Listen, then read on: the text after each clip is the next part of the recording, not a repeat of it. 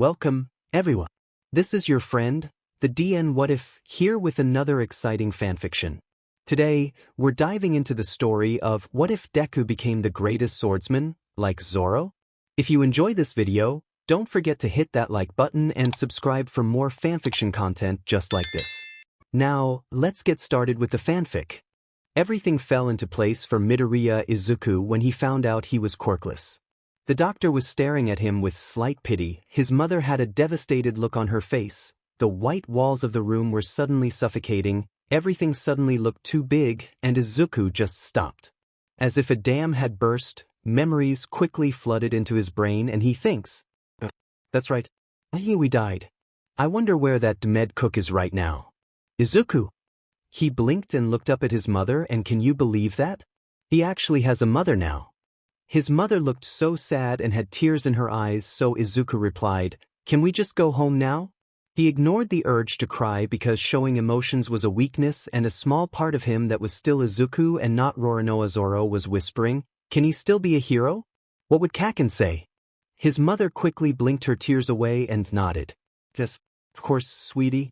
As they rode the train, with fingers combing his hair, Izuku watches outside through the window with blank eyes as he slowly processes his memories. While he was indeed Zoro, he was aware that 4 years of living as Izuku changed him somehow. For one, a part of him practically screamed at him to become a hero, to save people. Zoro didn't even want to be a hero in his past life. He just did what he did, that or he just follows whatever Luffy does, or did. He willed the thought away. Another part just loves the spoiled brat named Bakugo Katsuki, and Zoro always stops himself from growling when he sees the explosive boy and feels the familiar, unwanted feeling of awe in his chest. But he wasn't the type to back down, so he didn't even think about avoiding Katsuki and just forced himself to endure the sheer amazement he feels for the boy. It was embarrassing, sure, but it was better than avoiding a problem just because it was inconvenient. Now that would be embarrassing. "Izuku, would you like some katsudon for dinner?" "Sure, Mom." Right, he forgot to mention this other part, the part that adores and loves Midoriya Inko, but Zoro can live with that just fine. After all, the woman did love and raise him even when he was apparently something like a cripple. He knew that she's worried though, and he can understand that. Her bubbly, cheerful son suddenly became more subdued, more stoic, ever since he was recognized as quirkless. He silently apologizes to her, since her son would most likely stay this way for the rest of his life.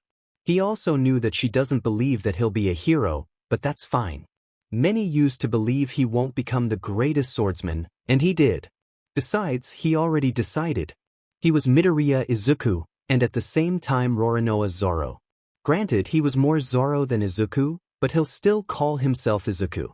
He's stern, serious, and distant. But influenced by his years living as Izuku, he was now determined to be a hero, and a part of him that was Zoro would accept nothing but the best, and so, he'll aim for the #1 spot.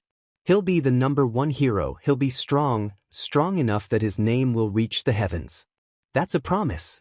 For Todoroki Shudo, the day everything clicked into place was when his mother poured scalding hot water on him. As he screamed from the pain across his left eye, he thought, "My first mother never did this." Well, his brain snarked, "Your first mother wasn't treated this way by your father either." Then Shudo felt intense guilt for comparing them. They were both amazing in their own ways. His mother cried and cried when she realized what she had done, and Shudo put off his plan of processing his memories because a lady was crying in front of him and he has to comfort her. She screamed when he got close and she looked at him with fear and love and grief, and Shudo just wanted her to stop. He wanted her to wrap her arms around him and feel warm.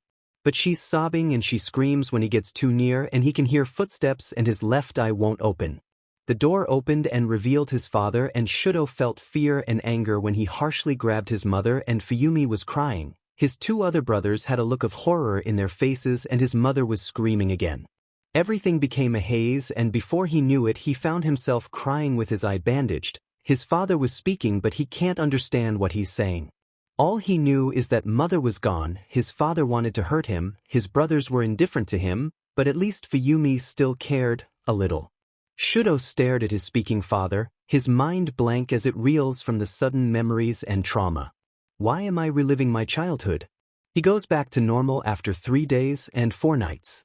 He was practically a hollow vessel during that time. He robotically ate his meals, he stared into space, and during training, whenever his father hits him, his eyes were still blank even as tears were freely flowing on his cheeks. So the day he went back to normal, Fuyumi almost cried in relief.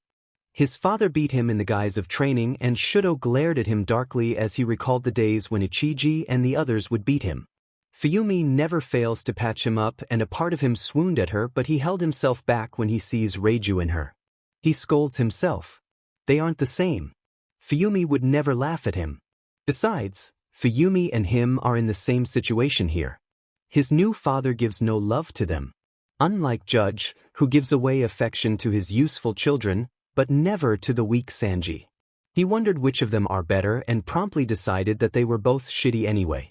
Shudo thanked her and offered to cook, but she refused, so the following day he wakes up extremely early to cook breakfast. His father is never in the house during mornings, so he and his siblings ate breakfast peacefully. He ignored the surprise on their faces when he declared that he made breakfast. He was Sanji now, and he was also Shudo. He loves cooking, women, and only uses his legs for fighting.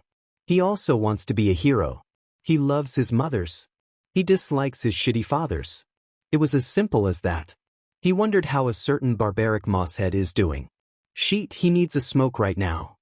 He watched his siblings as they take a bite and their eyes widened. This tastes great, Shudo? Fuyumi exclaimed in astonishment. Shudo grinned slightly. Only the best for a appealing lady like you. I cook. Sanji blinked and looked around. He ignored the swordsman in front of him to observe his surroundings. It was dark. Really dark. The only thing he could see was himself and the idiot in front of him. What do you want, shitty swordsman? He bit back. Stop fighting for now.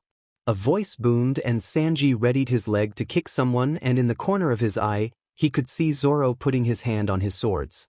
The voice laughed as if they were amused. The laugh was really ugly and distorted, and Sanji felt a little disturbed. Wow, never knew someone could laugh like you, Mosshead. You sure this place isn't your mindscape?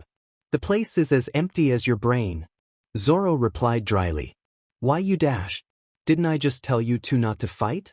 The voice cut in sharply. Anyhow, you two are dead. Don't tell me you're the big guy up there? Sanji breathed, his eyes wide open. Zoro snorted. You just gonna believe him like that? That's pathetic. Your existence is pathetic, duh. Ha. Zoro unsheathed a sword. Even your hearing is pathetic, too. Sanji mused loudly as he lifted his leg up. I literally just announced that you were dead, and the first thing you two do is argue. The voice seemed exasperated. The two stopped. The voice sighed. The rest of your crewmates are still alive. Sanji let out a relieved sigh, and Zoro narrowed his eyes. What happened to Luffy? He asked, and Sanji found himself curious and hopeful at the question. Luffy was the first to die among them. He died in his own terms at least, and as Pirate King nonetheless. Ah, that boy was amusing. He was a criminal, but I sent him up nevertheless. Names and titles don't mean anything to me, only actions, and your captain used the best actions he can. Saving countries and the like. He's currently with his brother. What will you do about us, then? Sanji asked. Well, I'll be sending you two up as well. The swordsman was a bit difficult to decide on, but his good deeds outweighs the bad. Sanji felt satisfied that he'll be able to see Luffy soon, and also. He smirked at Zoro. Hard time deciding? I guess I can understand that. Zoro growled and unsheathed his sword. Sanji lifted his leg up to block the sword. But the voice yelled out. I'm surprised he didn't had a hard time with you, what with your perverted tendencies? He blocked a kick. Listen to me. I am not perverted. I just have an intense love for ladies. Sanji dodged the sword. I am a high being. I demand you two to. Intense love? More like an intense mental condition. I said stop. F you, shitty swordsman. That's it. Never mind sending you two up right now. I'll have to give you two punishment for dismissing me in favor of killing each other. It's disrespectful. I'll be sending you two to the CYCL of life again, and in a whole different world. It would be different and unfamiliar, and all you'll have is each other, and it would be all your faults. The voice screeched and everything went white. Wait, what dash? Him in it, it's all your fault, you idiot. Shut your mouth, it's both our fault. It took 2 days for everyone at daycare to find out he was quirkless. They all steered clear of him, saying idiotic things like how being quirkless is contagious. He didn't really care. So, he took naps during classes and teachers scolded him, but he ignored them. The teachers don't seem to like him, since he was either sleeping or late to class. Sometimes both. It wasn't his fault that the corridors were moving. Izuku! Katsuki called out. Izuku groggily opened his eyes to look at Katsuki. The boy had a scowl on his face, which was his default face, but whatever. His hands were producing small puffs of smoke and Izuku couldn't help but marvel at him. He hates the feeling. While he indeed has memories and his personality greatly changed because of it, his body was still that of a child's. He would long forsake, but the smell of it makes him grimace. While a scrape was mentally nothing for him, his body couldn't help but produce tears on their own. It made things more difficult, but at the same time not. In the eyes of the others, he was still a child anyway. Unless the love cook would somehow find and recognize him, his actions were still excused for now. Izuku looked at Katsuki. What? He grunted. Katsuki glared down at him. He opened his mouth and stopped. He suddenly had a frustrated look on his face and he stormed off, shouting, "Quirkless loser." Izuku would be lying if he said he didn't know what caused this. While he did say that he won't avoid Katsuki, it didn't really mean that he'd actively seek him out. The boy was probably confused and upset because Izuku doesn't follow him around anymore. Normally, he would demand answers, but he probably decided that some quirkless loser like him doesn't deserve his presence and left it at that. It didn't stop his frustration that Izuku apparently stopped hanging out with him anymore. But again, Izuku doesn't really care all that much. He yawned and went back to sleep. Izuku, where are you heading off to? His mother suddenly asked him, and Izuku paused as he looked at her. I'm going for my morning jog. Morning jog? She repeated reluctantly. He gave her a small nod. Then stay safe, she said softly, her eyes anxious. He huffed and left the house with a lazy wave of his hand. Izuku was currently starting on his training regimen. He needs one to be strong, after all, to be the #1 hero. And to think he used to outright refuse to be a hero, since for him, heroes share everything to everyone, and he doesn't want to share his booze. He loves his booze, damn it. But for a little kid, Izuku was really influencing. He absent-mindedly turned left and was greeted by an empty and quiet street. Well, it was a quiet street. Oi kid, watch out. Izuku snapped his head towards a black blur and he inwardly cursed his untrained body as the large man suddenly grabbed him and he felt a hand on his throat. He was being held hostage. The man who called out to him finally caught up to them and cursed when he saw Izuku's sorry situation. He distantly takes in the man's long, spiky blonde hair, his headphones, his sunglasses, and even when he wore all black clothes he still seemed flashy. The man seemed familiar, if nothing else. But instead feeling a little disassociated, like he usually does when he connects something with his past memories. He still felt grounded, and Izuku realized that he must have recognized the man from original Izuku's memories, instead of Zoro's. A pro hero, he said out loud, and the man's grip on him tightened. Shut the F up, the man whispered before declaring, any funny moves and I'll slit his throat open. The man didn't even have a knife on him, so it's probably a quirk. Izuku could feel his eyes burning and he growled as he lowered his head. Stupid child body. If it were his old body, he would have taken the man down without being taken hostage. But, he thought as he watched the hero contemplate his possible moves, I guess I'll just make do with my current abilities. He raised his head, leaked out killing intent, and the man and hero both froze. The blonde opened his mouth in surprise but quickly recovered, Izuku observed, a little impressed. He immediately used his quirk and Izuku tensed at the ear-splitting shout. But it did the job as the man holding him hostage frantically placed his hand which was previously on Izuku's throat to his bleeding ear. Present Mike, a childish voice whispered in his mind as he watched the hero who was apparently present Mike appear in front of him in a blink of an eye. The man took a step back, surprised, before Present Mike kicked him and Izuku found himself in the arms of a man that smells like peppermint and lavender. He screamed again, but only directing most of it to the criminal, so for Izuku his loudness was only around screaming Nami level. Which was still bad, but not something he wasn't used to. The criminal passed out and Present Mike shifted Izuku in his arms. "You all right, little listener?" he asked with a wide but reassuring smile on his face. Izuku grunted and squirmed, feeling a little embarrassed of being carried like a small child, which he technically was. Present Mike chuckled and set him down gently, patting his head before he stood up. He walked over to the unconscious man and carried him across his shoulder.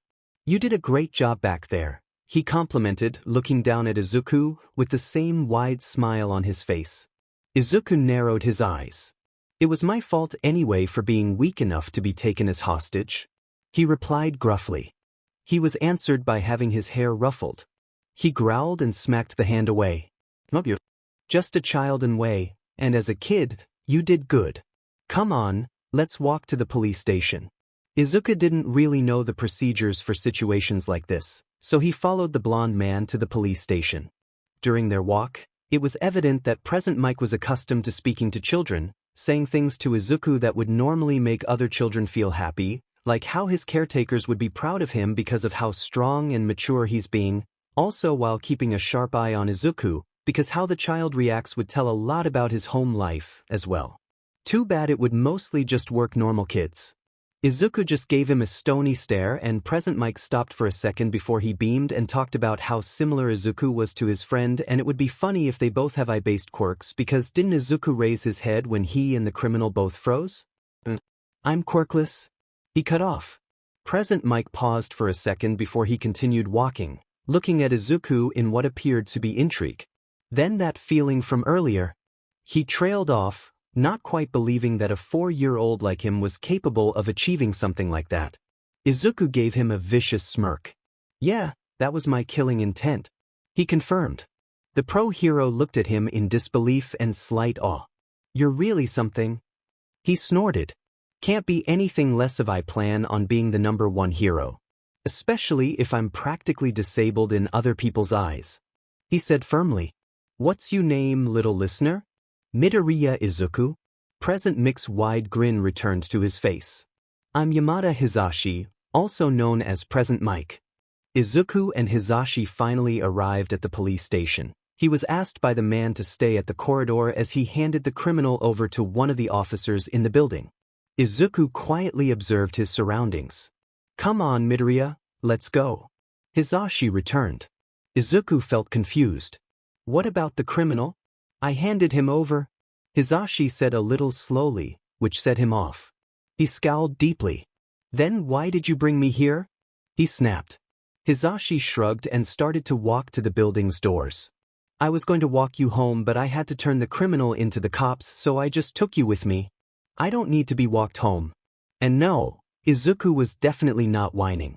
"Again, you're a kid, little listener. What if you run into another criminal?"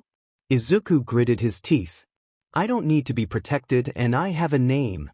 Hisashi rolled his eyes. "Okay, Midoriya, lead the way." The rest of the walk was quiet but Yamada Hisashi's mind was anything but. He looked at Midoriya Izuku, a small child who proclaimed to be able to use killing intent at such a young age, and a strong one at that. Hisashi first thought that it was some fear quirk, or something similar, but apparently the kid didn't even have a quirk. So how? Midoriya noticed him looking and quirked an eyebrow. It was really cute though, seeing a small boy like him acting mature. Midoriya, in general, was adorable. His half-lidded, narrowed, and grumpy eyes detracted his cuteness, but he is cute nevertheless. His serious face reminds him of Shoyuda, and Hisashi couldn't help but smile at the thought. More importantly, a kid his age wouldn't be able to emit killing intent that strongly. Hell, normally, even if a kid did have killing intent, it would most likely be extremely weak and easily ignored. But Hisashi, a pro-hero, who faced death countless of times, froze. This was serious. "You want to be a hero, right?" Midoriya glanced at him in surprise. "Yeah? So obviously, you plan on training physically to make up for your lack of quirk, right?" Midoriya hummed in response, his hand moving to touch something on his waist, and stopped midway. Good. That's great. So where have you been training? A dojo? Or did you find someone to tutor you? No. I was planning on starting my training today, but it got disturbed. Huh. Then where did you learn that from? You know, using killing intent. Hizashi furrowed his eyebrows in confusion. Midoriya looked irritated. If you just wanted to know that all along, you could have just asked. There's really no point in dancing around the topic? He laughed sheepishly. Well. He cut himself off when he noticed a familiar police station. He looked down at Midoriya and the boy was looking at the station too, muttering, I could have sworn I went right. Huh. From what Hizashi remembered, they definitely went left, multiple times. Don't tell him, Midoriya Izuku, a quirkless boy who can use killing intent effectively, without needing a teacher, is directionally challenged. He grabbed Midoriya and ran towards the police station, ignoring his sputtering. He placed the boy in the hallway and said, let's just call your mother, there's a telephone in the room on the left. He said. Midoriya rolled his eyes and proceeded to walk. I said left. Why are you going forward? Midoriya glared at him and snapped, it's not my fault you gave me confusing directions. What do you mean confusing? Go to the room on the left, it's so simple. Midoriya scowled. Room on the left. He muttered and went right. Hizashi's jaw dropped. That pretty much confirms it. Midoriya Izuku has no sense of direction whatsoever. Demon, it's like the longer he spends time with the listener, the more interesting he gets. Izuku! His mother cried out to him as she entered the station. He grudgingly let her hug him and he patted her arm. Are you hurt? Do you need anything? She fretted as she spun him around to search for injuries. I'm fine, Mom. He muttered, feeling heat in his cheeks. He was taken hostage, but I managed to get him out of it. I was going to walk him home, but he doesn't seem to know the directions to your home. Hizashi suddenly said. Izuku glowered, the streets were moving, damn it. His mother gasped and Izuku realized that it was the first time he said swore in front of her. I mean, Izuki faltered, he heard Hizashi laughing in the background and his whole face felt hot now, not just his cheeks. His mother recovered and said, you got lost again? I should buy a tracking device for you. She muttered the last part. Please don't. Curly Brow would have a field day if he found out. Anyway, Present Mike, would you like to eat lunch with us? Consider it as thanks for saving my son. Hizashi brightened up. His mother and Hizashi were fast friends. Oddly, the man didn't bring up his use of killing intent to his mother. He probably thought that Izuku is hiding it from his mother. But Izuku wasn't really hiding it, and he wasn't going out of his way to display his abilities too. They kept chatting as they were eating while Izuku quietly ate his dinner. Thankfully, ever since he got his memories, his awe towards heroes other than All Might had disappeared completely. If it hadn't, he doubted he'd be able to eat in the same table as Present Mike peacefully. Sometimes they would include him in their conversations. Call me Izuku? Hizashi blinked and opened his mouth. I prefer being called by my name. Also, it would be confusing since Mom and I are both Midoriya. Hizashi agreed enthusiastically after he recovered, and his mother glowed with happiness. All in all, the lunch went well, they exchanged their numbers, and Izuku could finally take a nap. Shudo spent most of his days training, swooning over women, and cooking. Today was one of his usual days. Shudo. Please use your hands to fight, you know Endeavor gets angry when you don't give your all into training. Fuyumi slightly frowned as she treated his swollen cheek. Regretful as it is, to not follow your advice, I refuse to use my hands to fight. I can't cook when my hands are injured, he said calmly. He politely ignored Fuyumi's pause before she continued treating him. She sighed. You can't hope to stand your own against Endeavor by only using your legs. Also, I should be the one cooking for everyone. She whispered the last part hastily. She stood up and left, not before saying, but I don't think I can stop you, huh? I know this is your way of coping, but... She trailed off, she sighed and quietly closed the door, leaving Shudo to his thoughts. Shudo wasn't supposed to waste his time cooking when he could be training, Enji supposedly said once, when he caught Shudo cooking. The man smacked Fuyumi in the face that day for letting him cook, and Shudo could barely restrain his cry of rage. Shudo had been livid at that time. It was disgraceful for a man. How could he hit a female just like that? Women aren't meant to be smacked around.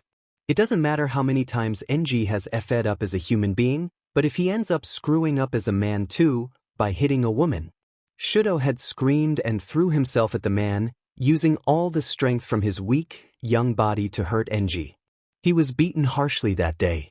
Since that day, he only really cooked when he was sure NG wasn't in the house, which was during mornings. Fuyumi would hover in anxiety so that she could quickly take over if Endeavor unexpectedly arrives. Normally, Shudo would cook even when NG tells him not to, but until he's sure that he can protect his sister, he'll be cautious for her, no matter how much he hates not being allowed to cook as he was used to. His two elder brothers were now a little cordial with him, complimenting his food, greeting him every other morning, and if the stars were aligned, they would give him a small smile. They obviously enjoy his food, at least. Shudo would have words with them if they dare waste precious food. While the second eldest, Natsuo, was more on the friendly side, the eldest, however, was distant. He looked up. He really misses the crew. How are my precious Nami-swan and Robin-swan holding up? He sighed dramatically as he thought of his two female crewmates. The rest of those BSRDs who are still alive better take care of them well. We also missed the chance to see Luffy again immediately. He closed his eyes and lied on his bed, wishing not for the first time for a smoke. Shudo was 10 years old and he supposes that it shouldn't be a surprise when his eldest brother left the house. He didn't know if he ran away or just went to college or something else, but he knows that his brother won't be returning for a long time. NG became more vicious in his training, for whatever reason. But he did seem pleased when Shudo barely flinched from the man's flames. Like he could be afraid of fire when he's a cook. A part of his brain screamed at him to not use his left side, the side where his fire quirk works. To reject a part of that man. But again, Sanji is a cook. A chef. The small part of him that was Todoroki Shudo and not Vinsmoke Sanji couldn't change that. Could never change that. Using fire is what Sanji is. It's part of almost everything he does. Smoking, cooking, he even uses fire to fight. No matter how much the original Shudo influences him to be a hero, to hate NG more than Sanji hates Judge, his past father, he would never not use fire. But just in case his overuses his left side, Shudo is trying to relearn Diable Jam, which is something he was having a hard time with due to his 10-year-old body. The environment he was in definitely made things harder. In the past, the old man, Zeph, encouraged him to use his legs to fight. Now, though, NG injures his legs to force him to use his hands, hindering his progress when it comes to improving his body. What a shitty guy. Is this your way of rebelling? Use your arms, fool. NG snarled. Shudo gritted his teeth as he lit his left leg on fire while dodging NG and tried to kick him. He was able to last 5 minutes before the man sneered and punched him in the gut. Shudo doubled over and tried not to vomit, but failed. He felt another ugly bruise forming on his face and he promptly used his quirk to make ice and placed it on his face. He distantly heard NG leave the room, saying that he expects Shudo to do better next time. I wonder if my ice is clean enough to use on drinks. He absent-mindedly mumbled as he entered his own room after telling Fuyumi that he didn't need to be treated. He opened his phone and started to browse the internet, thinking about how delighted Robin would be if she could see this, having access to information in the click of a finger. He started to do some research for a project that was due tomorrow, which he was only starting now. He ignored the dull pain on his cheek every time he moved his mouth, the pain on his legs and arms and everywhere in general. He texted his partner for the project. 5 minutes later, his classmate replied, apologizing, saying that he wasn't able to do his part of the project because of a family emergency. His hands reached for his pocket, looking for a cigarette that would never appear in his pocket. He gritted his teeth. He's hungry, everything hurts, he can't smoke, he can't even cook with his shitty dad in the house, and he hasn't even started on a project that was due tomorrow. He can't even ask for some help from Fuyumi or Natsuo because of various reasons. He threw his phone on the bed and fell on his rear on the floor, pulling his hair and closed his eyes tightly. What a shitty life. Ping. He slowly looked up and stared at his phone. Ping. He sighed and crawled over to his bed, opening his phone and opened the text. It was from one of his old classmate who moved away this year. Yukikaji. Hey, you mentioned to me once that you were looking for a guy. Yeah? How did you describe him? Narrowed eyes, serious face, 3 swords? I think I found someone like that in my new school. He sent a photo of a boy sleeping with 3 bakken on his waist. Shuto immediately replied. Where's your school? He grinned, maybe life wasn't so shitty after all. While admittedly, Zoro was much better at armament hockey than Shuto, he made it even by being superior to the swordsman at observation hockey. While Zoro's hockey-coated swords could slice through his own coated leg any day, Shuto, in turn, was able to sense him coming miles away. Since hockey was more focused on the mental parts, that meant that in his new body, he could still use observation. That also meant that he was capable of following Zoro without the moss head sensing him. Shuto pressed his phone against his ear. Yo, Kaji? Todoroki? Is that you? Kaji Yuki answered. Yeah, about the guy you were saying. Do you mind elaborating a bit? He asked casually. Oh, well, his name is Midoriya Izuku, also known as Deku. He's the same age as us. He's known throughout the school because of his quirklessness. He seems to have some history with Bakugo Katsuki? I'm not sure. Midoriya's the only one Bakugo pays any particular attention to. In turn, Midoriya doesn't seem to care that much. Kaji trailed off. Shuto chewed on his pen. He absent-mindedly tapped fingers on his desk, humming. He replied, I see. What path does he usually take after school? Hearing Kaji's response, he thanked him and promised to give him the usual payment. Continued biting his pen, mulling over the information. Quirkless, huh? Figures. He smirked. It suits you, you weren't really the type to accept power that you didn't work for. He thought as he remembered his crewmate. And Bakugo. Something worth looking into later. For no reason other than to satisfy my curiosity. He stretched and stood up. He frowned and stared at his abused pen. Took the BSTRD long enough to finally show up. He's always been late because of his lost butt. Maybe I should mess with him before I reveal myself. Shuto stood somewhere near the school, a little cautious. He straightened when his hockey picked up several students heading out. His eye caught the same messy, green hair from Kaji's picture and he grinned. It's time to start the plan. He took his coat and sunglasses and started making his way towards the Dmed Brute. Oi, Deku! Katsuki called out after dismissal. Izuku glanced at him. Kaken! Katsuki scoffed, watching Izuku take his time as he placed his things in his bag. Hurry the F up, Deku! He snapped and Izuku sent him a dark look as he took his 3 bakken. What kind of 10-year-old swears like that? Izuku grumbled as he and Katsuki walked home together. Katsuki had considerably calmed down when they were around 6 years old, when Izuku gave him some words to think about. Izuku closed his eyes as he remembered the day he told Katsuki off. You're so stupid, Deku. Katsuki had finally snapped after 2 years of barely talking to him. You still think you can be a hero? Why the hell do you think you can be equal to someone like me when you're a worthless Deku, huh? You're asking me why, brat? Izuku narrowed his eyes, and Katsuki set off some small explosions from his palms with a fierce scowl on his face. Izuku stood up, looking at Katsuki with a hard look. That's because we are equals. What makes you superior than me, when we both haven't even achieved anything yet? What have you actually achieved? Your quirk? Izuku scoffed and turned away. His hand subconsciously went to his waist where his swords were supposed to be. How can you call something you didn't even work for an achievement? As of right now, we're still worthless. Until we actually do something worth mentioning. He crossed his arms and looked back at Katsuki. We mean little to the world. The other kids who were only watching in anxiety were now looking at Izuku with an odd expression.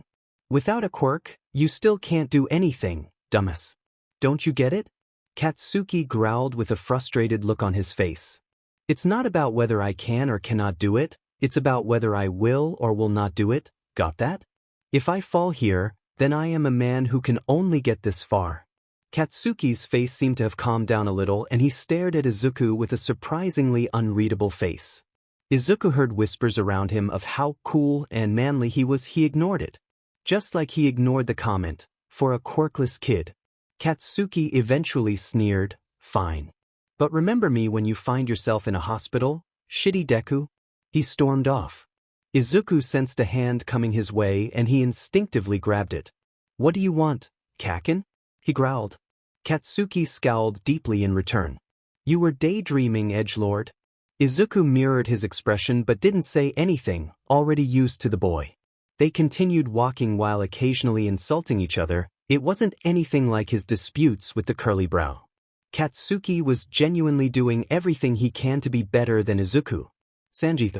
While they always fight and badmouth each other, they were something like, dare he say it, brothers. But Izuku would rather die again and again before he would admit that.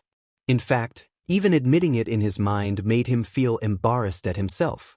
His haki picked up someone heading towards them and Izuku paused. Katsuki looked at him confusedly, which somehow still looked angry, and they both looked at the alleyway when they heard footsteps.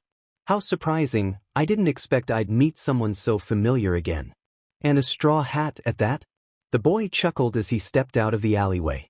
Izuku tensed as he took in the pink feather coat, those flashy sunglasses, and the relaxed posture of the boy. He gritted his teeth and forced his panic down. "I was told that I was the only one," Izuku drawled, not wanting to out the cook. He mentally cursed the fact that he actually caved into his mother's request of not buying real swords yet and made do with Bakken instead. Doflamingo laughed. "The big guy at the top told me to send you this message." He raised his hand. "Change of plans?" Izuku took out his Bakken. "The FS going on?" "Oi, Deku, what kind of sheet have you been up to that would get you caught up in this situation?" Katsuki demanded. His posture, while a bit amateurish, indicated that he was ready to attack any second. Suddenly Doflamingo moved his fingers and Izuku inhaled sharply. Nothing happened. It was uncomfortably silent, save for the hysterical laughter of the boy who was dressed like Doflamingo and the sound of his phone snapping. Shudo couldn't breathe. Zoro's reaction was priceless. The boy had a flustered look on his face and the blonde next to him looked livid. Dressing up like Daffy was one of his best ideas. "What the sheet? Who the F are you?" The blonde, was he Bakugu Katsuki, snarled. Shudo smirked and ignored him. "Thanks for the entertainment, shitty swordsman." The boy smirked and ignored Katsuki. "Thanks for the entertainment, shitty swordsman. This little F dash." Izuku thought and he acknowledged that Katsuki has corrupted his developing brain. "Idiot cook?" Izuku greeted and he hated how he couldn't stop the warmth in his chest and how he couldn't prevent a grin from forming on his face. "Sanji seems to be in a similar situation. Your hair is as shitty as ever."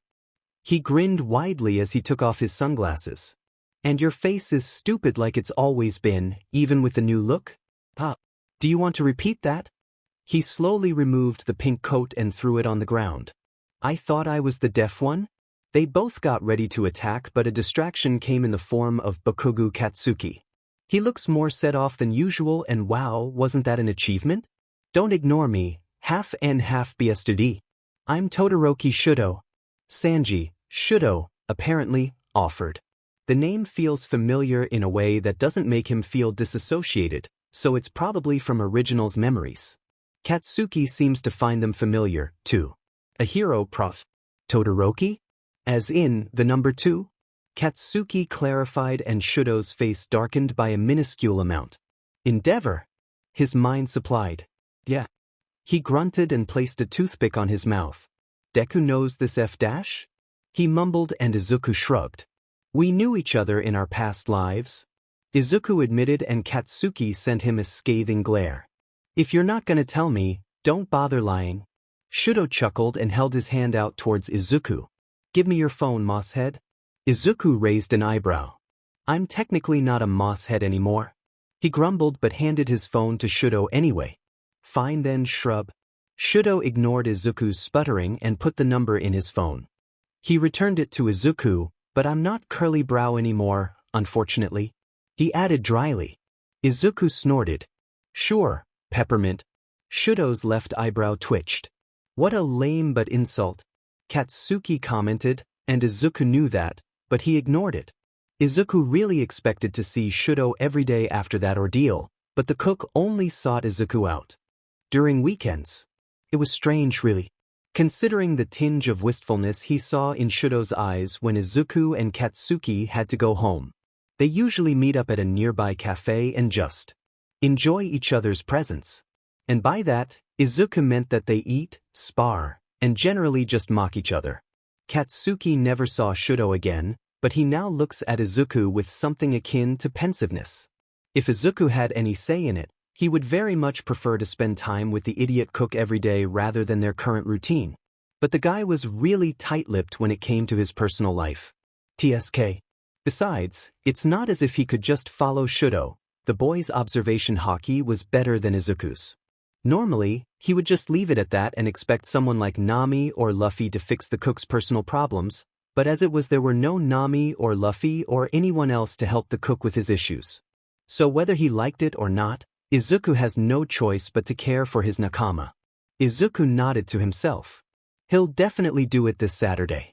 Izuku groaned. Apparently life has other plans for him. He caught a cold, of all things.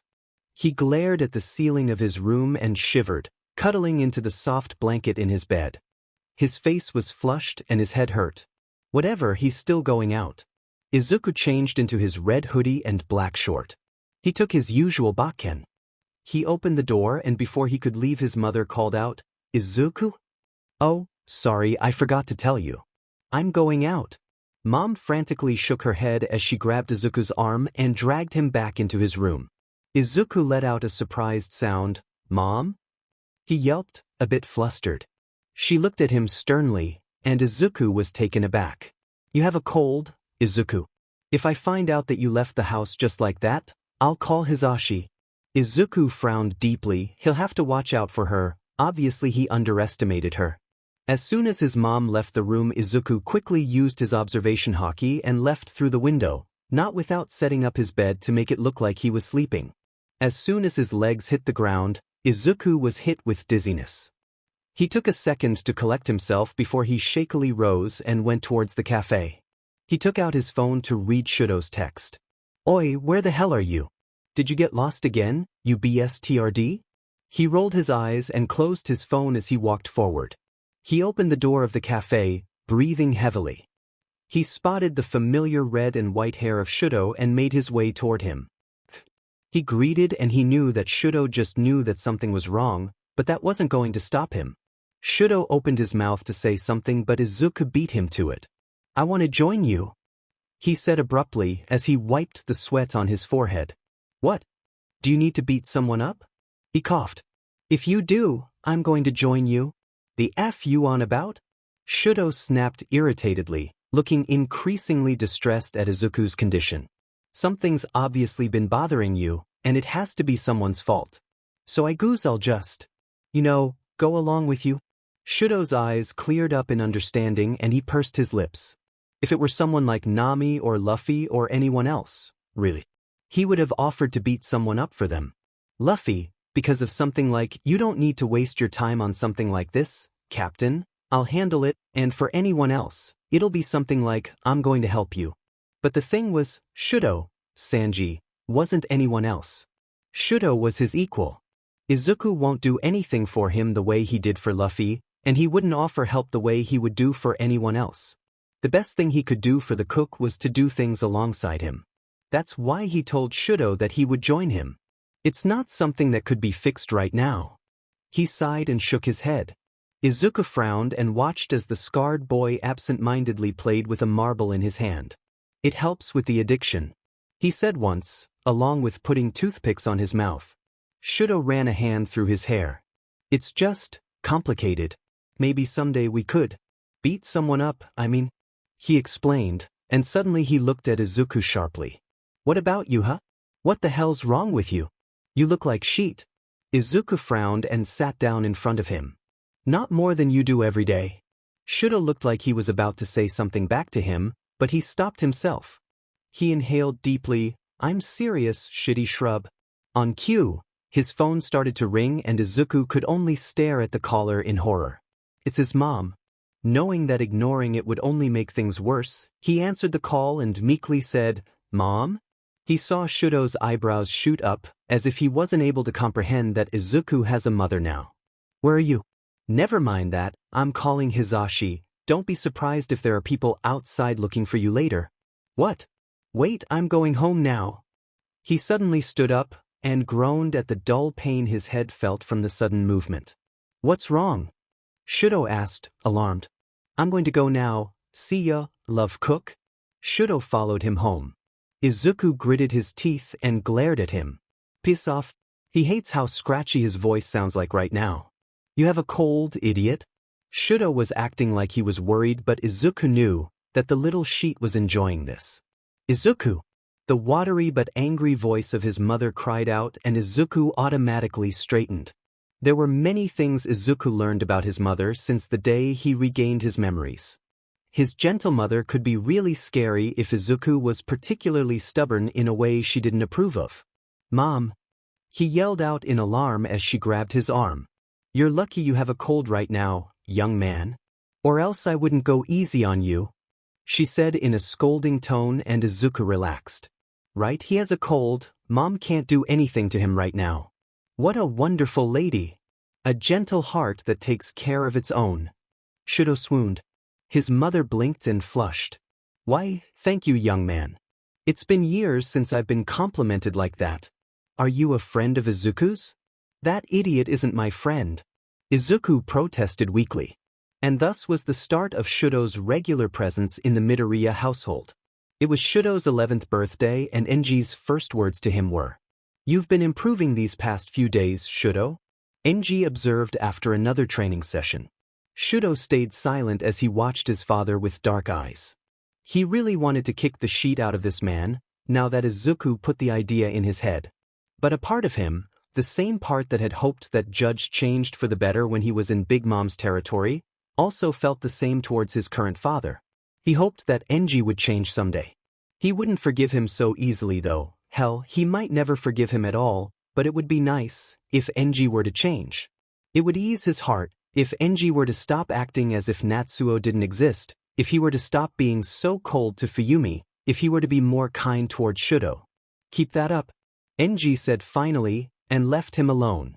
He wanted to see his mother, but he fears that she might hate him, that she might hate his hair, his left eye. She might scream again, and he doesn't want to hurt her more than he has unintentionally done. Shudo ignored his bruised body as he slowly sat down and brought his knees up to his chest, burying his face in them. The sound of his breathing was the only sound that can be heard in the empty room. He missed the rest of the crew. He missed Luffy and his cheerful laughter. He missed Nami-san and her mischievous smiles, Usopp and his tall tales, Chopper and his innocent eyes, Robin-chan and her dark humor, Frankie and his proud face whenever he presents his creations, Brook and his skull jokes, Jinbe and the fond look on his eyes when he looks at them. He missed the sunny. He missed the familiar scene of his own kitchen. He missed seeing the all-blue. He missed Baratai. He missed Zeph. He missed his mother. He missed seeing Zoro every day, unlike now. He missed seeing his old self in the mirror every day. He missed the boisterous sounds of the crew every time it was mealtime. Maybe he missed his eldest brother, too, in a way. His distant, reluctant smiles and eyes that would sometimes stare at nothing. Shudo misses a lot of things. He's just so tired. From his father, from the cold atmosphere of the house, of not seeing Izuku whenever he wants, of not having friends at school. He's tired. He wants to go back to the sunny. He just wants to go home. "Shuto, do you need me to patch you up?" The worried voice of his sister snapped him out of his thoughts. He lifted his head to look at her surprised eyes. "Ah, Fuyumi. I'm quite thankful to be graced by your gentle hands whenever I am injured," he intoned. Why does his voice sound different? "Shudo? Why you're crying? Is he?" He thought distantly, "Why am I crying?" He sniffled pitifully. Fuyumi looked sympathetic. "Oh, Shudo." She hugged him. Shudo would have been happy normally, but he started to sob and he hates how weak he's being. Isn't he the one who's supposed to wipe women's tears away? He's crying because as much as happy he is to see Izuku again, he can't help but miss the others too. Before he reunited with Izuku, his past life felt like something like a distant dream, and now that he saw the shitty swordsman again, everything suddenly felt real, and it just hit him. He tried to apologize. I am sorry, Fuyumi shushed him, telling him that it's okay to cry, and rubbed his back comfortingly. That didn't help at all, as he just ended up crying harder. Fuyumi treated him gently as he tried to recover from earlier. He sniffled and tried to wipe his eyes that kept on producing small tears. Happy birthday, Shudo, she whispered. She ruffled his hair after treating him and told him to rest. Shudo was too emotionally exhausted to protest and started to head off his room, but not after giving Fuyumi his gratitude. His eyes felt heavy and he fell asleep before his head hit the pillow. He felt as peace as he dreamed about laughter and the sea. When he woke up it was 2 in the afternoon and his stomach was growling. His haki told him that Enji wasn't in the house. Natsuo was probably out with some friends and Fuyumi was by the garden. After taking a shower and putting on some clothes, which consists of a light blue sweatshirt, dark jeans and shoes, he searched for Fuyumi and politely told her that he was going out. He walked towards an apartment and stood in front of its door and texted Kaji. I'm at your front door. Excuse me? Wait, why are you here? I'm going to cook, Kaji. Okay. I'll open the door. The door swung open and revealed Yuki Kaji. The boy looked worn out, with the large eye bags under his eyes, messy hair and his pale skin. Kaji tried to smooth down his black hair, his eyes bright as he studied Shudo. It was part of his quirk. Once he activated it, he can see someone's intent towards him. Kaji seemed satisfied at what his quirk saw and his eyes returned to its normal state. It was a huge disadvantage that he has to see someone before seeing their intent, which means that it's useless if someone's sneaking up on him. How did you know that my parents are out? He accused. Shudo shrugged. I sensed it. He drawled out as he entered the apartment. Kaji rolled his eyes. So, what are you going to cook? He asked eagerly, and Shudo couldn't help but smile at the boy's enthusiasm. First, we're going to buy ingredients outside. I wouldn't want to use up your lovely mother's ingredients. Kaji groaned. Stop that, it's weird. He complained as he pulled on a black hoodie over his black shirt. Shudo waited for him as he put on his black shoes. Let's go, Kaji said as he put his black glasses on.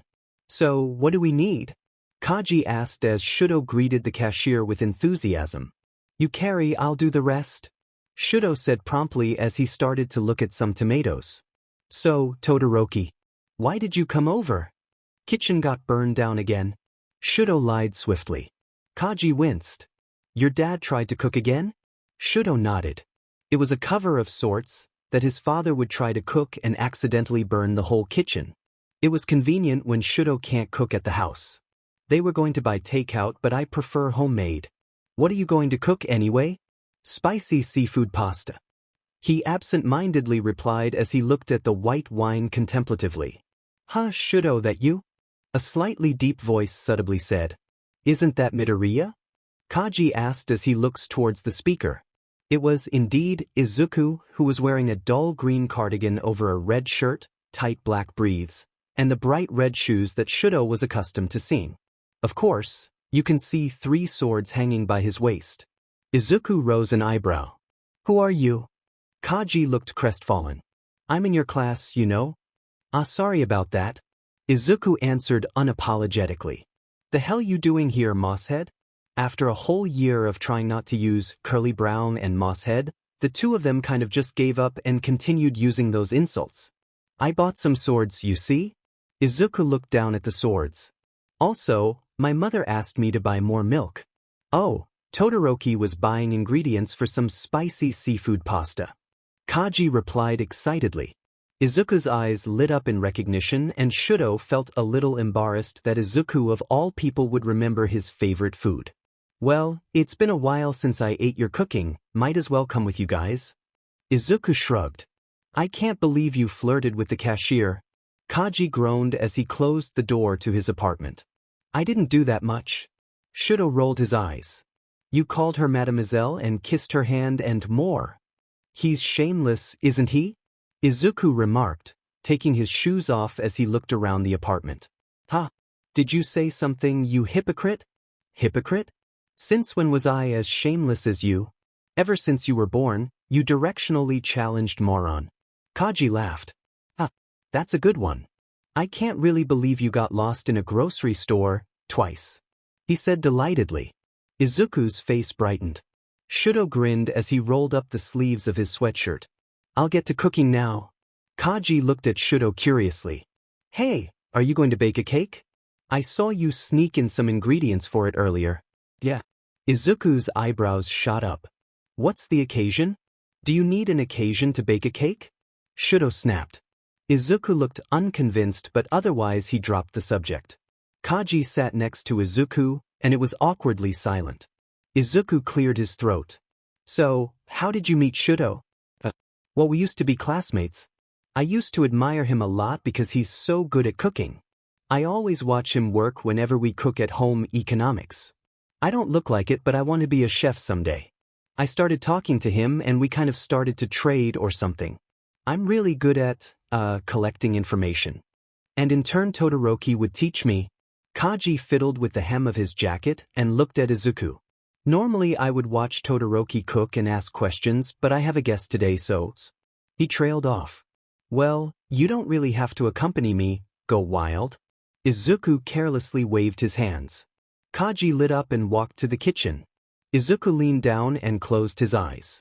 The sounds of Shudo cooking and Kaji asking questions gently lulled him into sleep. The next day, Shudo received a text from Izuku. Meet me at my place. What's this? Shudo looked at the box in his hands incredulously. Don't tell him. It's a thank you for the food yesterday. Izuku grunted as he threw the box towards him. You bought a gift. Shudo said blankly. Izuku frowned and kicked him out of his house. Shudo walked home in silence, staring at the small box in his hand. He entered the house and snuck in his room unnoticed. He sat down on his study table and opened it. A lighter. It was an appealing thing.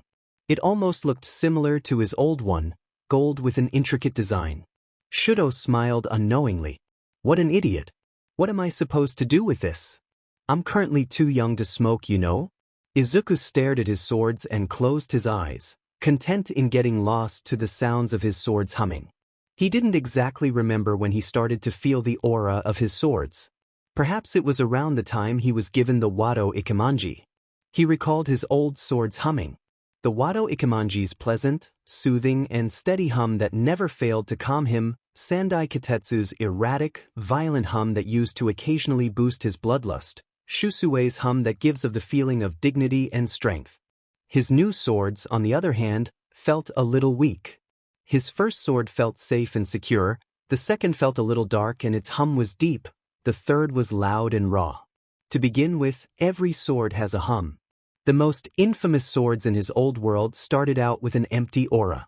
Its aura would gradually change depending on how someone takes care of it and uses it. Someone who would use a sword for violence, with an intent to hurt someone, would end up having a sword that exudes an ominous aura. On the other hand, a sword used for protecting would hum a firm and calm tune. Damaged swords give off a broken tune reminiscent of its old self, like the Yubashiri.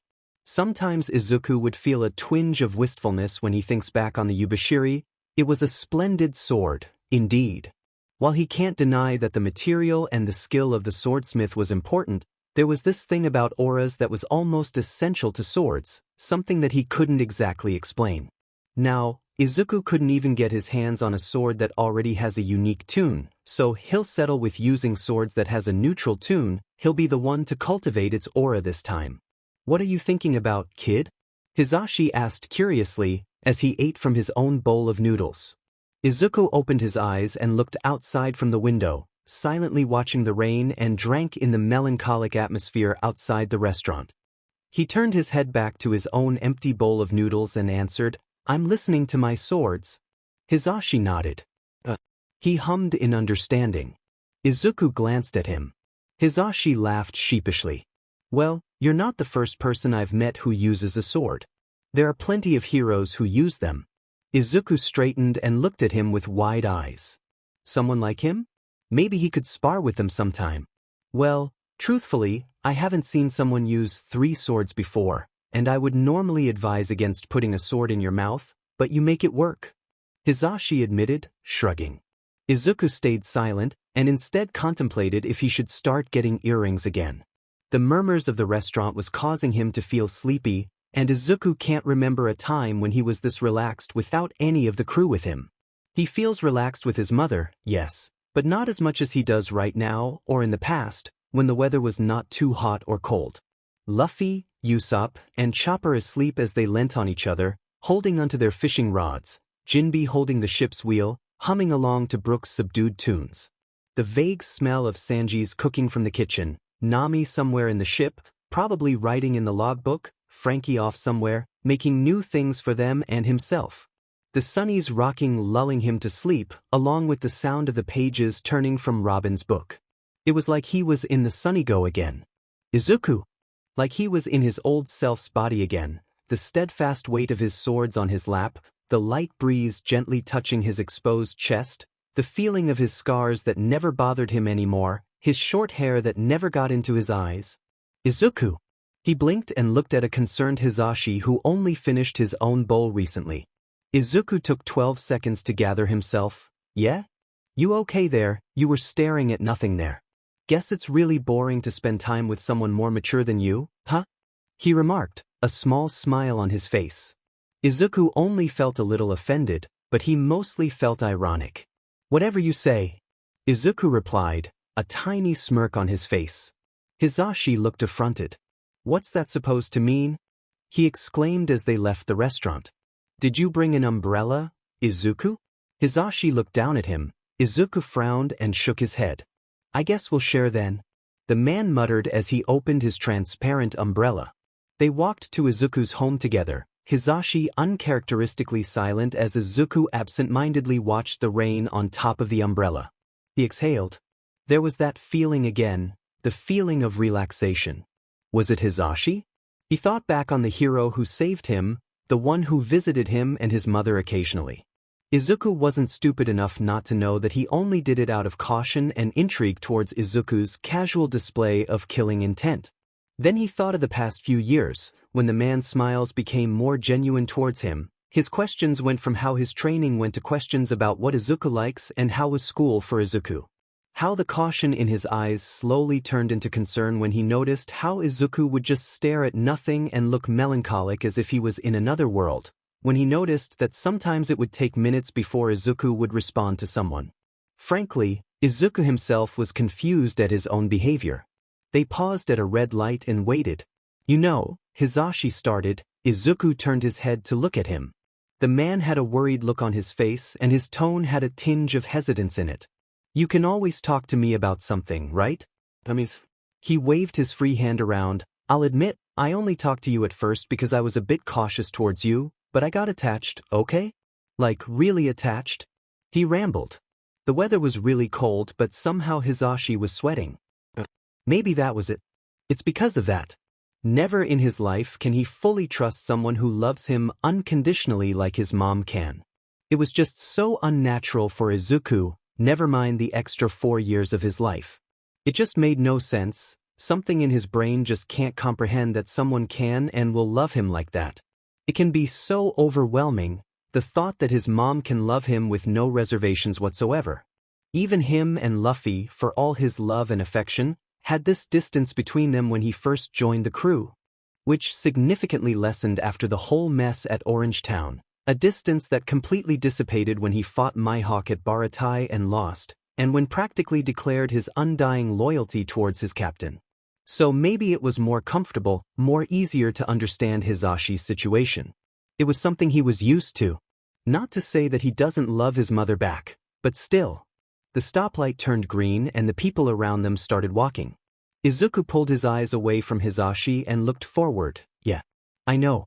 Hisashi started to laugh as Izuku began to walk. That's the wrong direction, kid. Midoriya's planning to go to UA, isn't he? The teacher asked and everyone went silent. Izuku groggily opened his eyes and scowled. Yes, so what? He grumbled as he went back to sleep. Katsuki was silently fuming, venomously glaring at him, while most his classmates laughed. The few select who were a bit intimidated of him only grinned. Deku, he growled, his eyes shadowed. But you're quirkless, Midoriya. Someone piped up. UA's the best of the best, you know? Do you really expect to be accepted there? A classmate snickered. Yeah. I heard that UA's really hard, and that's from people with heroic quirks. How would someone like you even fare? An explosion stopped all the noise in the classroom. Everyone turned to Katsuki, who was now resolutely looking forward, his shoulders slightly shaking in his rage, his fists clenched. Fuckfaces who are too scared to even try shouldn't talk. He spat. The class settled down after that, looking a bit wary and chastised. Izuku yawned. Thanks, but I don't really need you to protect myself. I'm not protecting you, you little sheet. After dismissal, Katsuki and Izuku went home together, and when they reached Izuku's house, Katsuki stopped him before he could walk off. Oi, Deku. Katsuki was glaring at the ground, holding the straps of his bag tightly. Try not to effing fail, got that? Katsuki gave him a smirk. After all, the main character needs a challenge in their origin story, you know? Well, Izuku knew worse ways of comforting him than what Katsuki just said. Shudo was pretty med said. Enji just told him that he was going to UA through recommendations as if it were natural. Like hell he was going to accept that. The shitty swordsman would mock him for having to use recommendations to get accepted. TSK. No, he was going to take the entrance exam and beat the BSTRD. No. Shudo frowned as his father. Enji narrowed his eyes and looked down on him. You're going to be the #1 hero, Shudo. You can't waste your potential on lower schools. Remember, you're made for this. Shudo had to repress his shudder at the sheer disgust over the last statement. I need to prove that I deserve the #1 spot, don't I? Won't it be better if I outdid everyone at the exam? Shudo hates playing along with the man, but it wasn't something he hadn't done before, both now and in the past. Enji seemed to be pleased that his masterpiece was seriously trying to be a hero, and agreed. Enji eventually left him alone, saying that Shudo needs to have his body in top shape before the exams. Well, he was smart enough to know that, at least. It was a month before the entrance exams at UA. Shudo started to see Izuku more often lately, going to the green-haired boy even during school days. Izuku's mother was delighted to see him more, and Shudo gladly did whatever the small woman wanted. He helped her in cooking more often than not, and the older woman would sometimes ask him for tips, having acknowledged his cooking years ago. They would spar somewhere, typically either Dagoba Municipal Beach Park, and the trash there were always either sliced, burned, or frozen. A month quickly passed and it was the day of UA's entrance exam. He was late. It wasn't really his fault that the streets were so complicated. Katsuki didn't walk with him today, so Izuku had to figure out the way to UA himself. Maybe he started to depend on Katsuki dragging him to the right path after years of walking with him to school, but only a little bit. Not that Izuku would admit to that. The only good news to spending a lot of time with Katsuki was that Izuku's unwanted awe dwindled into almost nothing.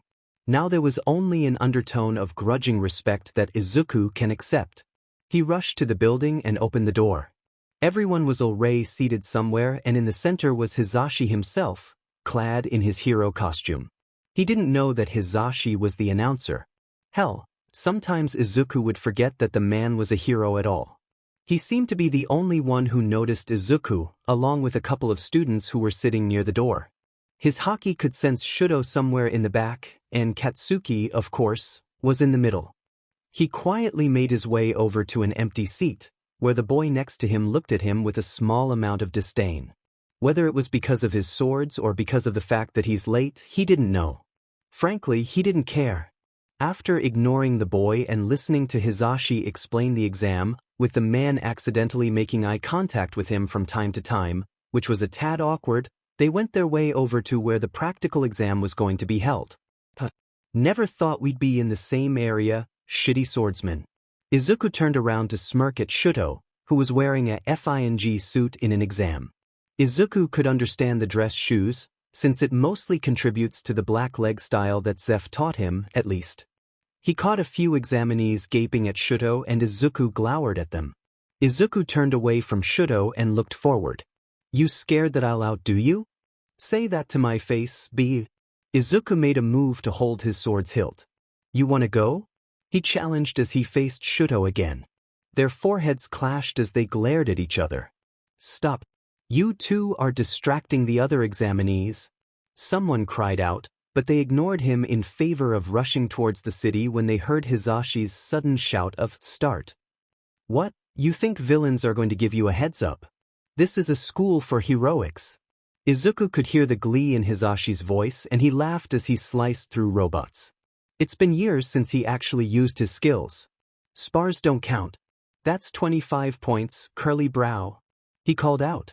Shudo kicked a robot behind him with a flaming leg and fiddled with the toothpick on his mouth. 26, shrub. Izuku growled and destroyed more robots more enthused than before. The next minutes were a blur of robots, number calling, insults, and gleeful laughter. 45, Shudo declared. There were only a few minutes left in the exam and most of the robots were already destroyed. If there was a perfect chance to show the other up, it was now. They stiffened and glanced at each other when a huge robot appeared. The 0-pointer. The other examinees ran away, and before the two of them could do anything, their hockey picked up a weak presence near the robot. The most concerning thing was that they were not moving. The two of them were moving and it was like they were in the past again. The other's presence was familiar and the chaotic noise around them was like home. They didn't need to say anything, they only looked at each other in the eye and subtly nodded. Izuku took off the bandana on his arm and tied it on his head. He finally unsheathed his third blade, only using two the whole time, and placed it on his mouth. Izuku stood on top of a piece of rubble and Shudo kicked it towards the robot. Izuku jumped towards the robot's middle. 3-sword style secret skill, 3,000 worlds. The 0-pointer was cut in half. While the bottom half remained planted to the ground, the top half fell forward, which was where the weak presence was. Sanji. Izuku called out, accidentally saying his old name as he was falling from the sky. You don't have to tell me, moron. Shudo replied as kicked the air, gritting his teeth at the strain it gave him. His body wasn't trained enough for skywalk, but he made it work. Anti-manner. He lifted his leg a full 180 degrees up, kick course. He kicked it away from the area where they sensed the presence. It was oddly reminiscent to that time when he kicked the wedding cake towards Beej's ship at Big Mom's territory. There was a large, round mark where Shudo kicked the top half, and he landed safely. His legs were ached and he could barely stand right now, but he has to check on the presence. He went towards the presence and saw a pale, teary-eyed girl. She had a round face and her short, brown hair was in a mess. She had cuts and scrapes all over her arms and face and her leg was trapped under rubble. Stay stilms. He gently told her as she tearfully thanked him. Izuku appeared out nowhere and lifted the debris, which Shudo was secretly thankful for because he doesn't think he can kick anything anymore today, and Shudo carefully pulled the girl out. He noticed Izuku's heavy breathing, sweaty state, and shaking arms, and concluded that the brute was in a similar situation. In their past life something like this would just be a workout, but right now, it was as if they took on Kaido by themselves. Shudo forced himself to keep standing, but he wouldn't dare to try to walk lest he fall over from overexertion. Is anyone injured? Here, have a gummy, an old voice said. Recovery girl. He heard Izuku's exhausted murmur. Over here. The girl called out, looking at Izuku and Shudo in guilt, gratitude, and worry. Shudo sent her a smile, wishing he had a marble to fiddle at that moment, or an actual cigarette. Recovery girl checked them for any major injuries and promptly declared that all they need was to rest for a few days. After that was the written portion, and the two of them were too tired to exchange goodbyes disguised as insults as they parted ways. Of course, by the time they both reached their respective houses, Izuku was more tired one, but only due to the fact that he had to walk in circles before he finally got home. DMN. Someone whistled, and Hizashi could only feel happiness over the fact that someone was acknowledging Izuku. Are those two competing? Snipe asked incredulously as he watched the examinees, Midoriya Izuku and Todoroki Shudo. Hizashi himself was surprised. Did Izuku somehow know the boy? Izuku never mentioned knowing someone like the number 2's son. He silently watched as those two yelled in each other's faces. Aizawa Shoyuta, also known as Eraserhead, his friend since high school, snorted, "It's an exam after all." He replied dryly. Then, while the other staff in the room were distracted by the other examinees from the other areas, Shoyuta shifted next to Hizashi and said in a low voice, "Is that the boy you've always been talking about?" Excited, Hizashi nodded. "Yeah. Isn't he great?" He fiercely whispered, not quite able to stop the wide grin on his face. He imagined the tiny little boy who barely defended himself against a criminal who was now effortlessly destroying oversized robots left and right, and could you believe that? He knew the boy for almost 10 years now, and watched as he grew from a kindergarten student into someone who was now taking his entrance exam for high school. He couldn't help the warm feeling on his chest and his immense pride. Then the zero-pointer appeared. Hizashi was apprehensive when no one helped the girl who was stuck under a large piece of rubble. He knew that the exam wouldn't really end up killing someone, but he had to stop himself from running to the city and rescuing her. Then he saw Todoroki and Izuku run towards it, and he sighed in relief. They were going to help her, and he can trust Izuku. He looked on curiously as Izuku tied a bandana on his head and pulled out his third sword, a look of intense concentration on his face.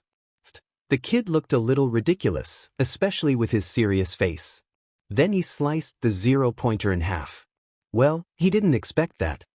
He absent-mindedly registered the shocked gasps and the unidentified odd noises. Holy shit, he knew Izuku was strong, but not this much. As amazing as this is, it's pretty stupid. Now the robot's gonna fall on the girl, which is counterproductive. Shoyuta murmured, a small frown on his face. Hizashi would agree. Then he noticed Todoroki, who was jumping on air. What are these kids? His mind was blank as he read to comprehend the sheer absurdness of the situation. To make things worse, the kid kicked the FING robot away and it worked. Excuse me? What the F dash?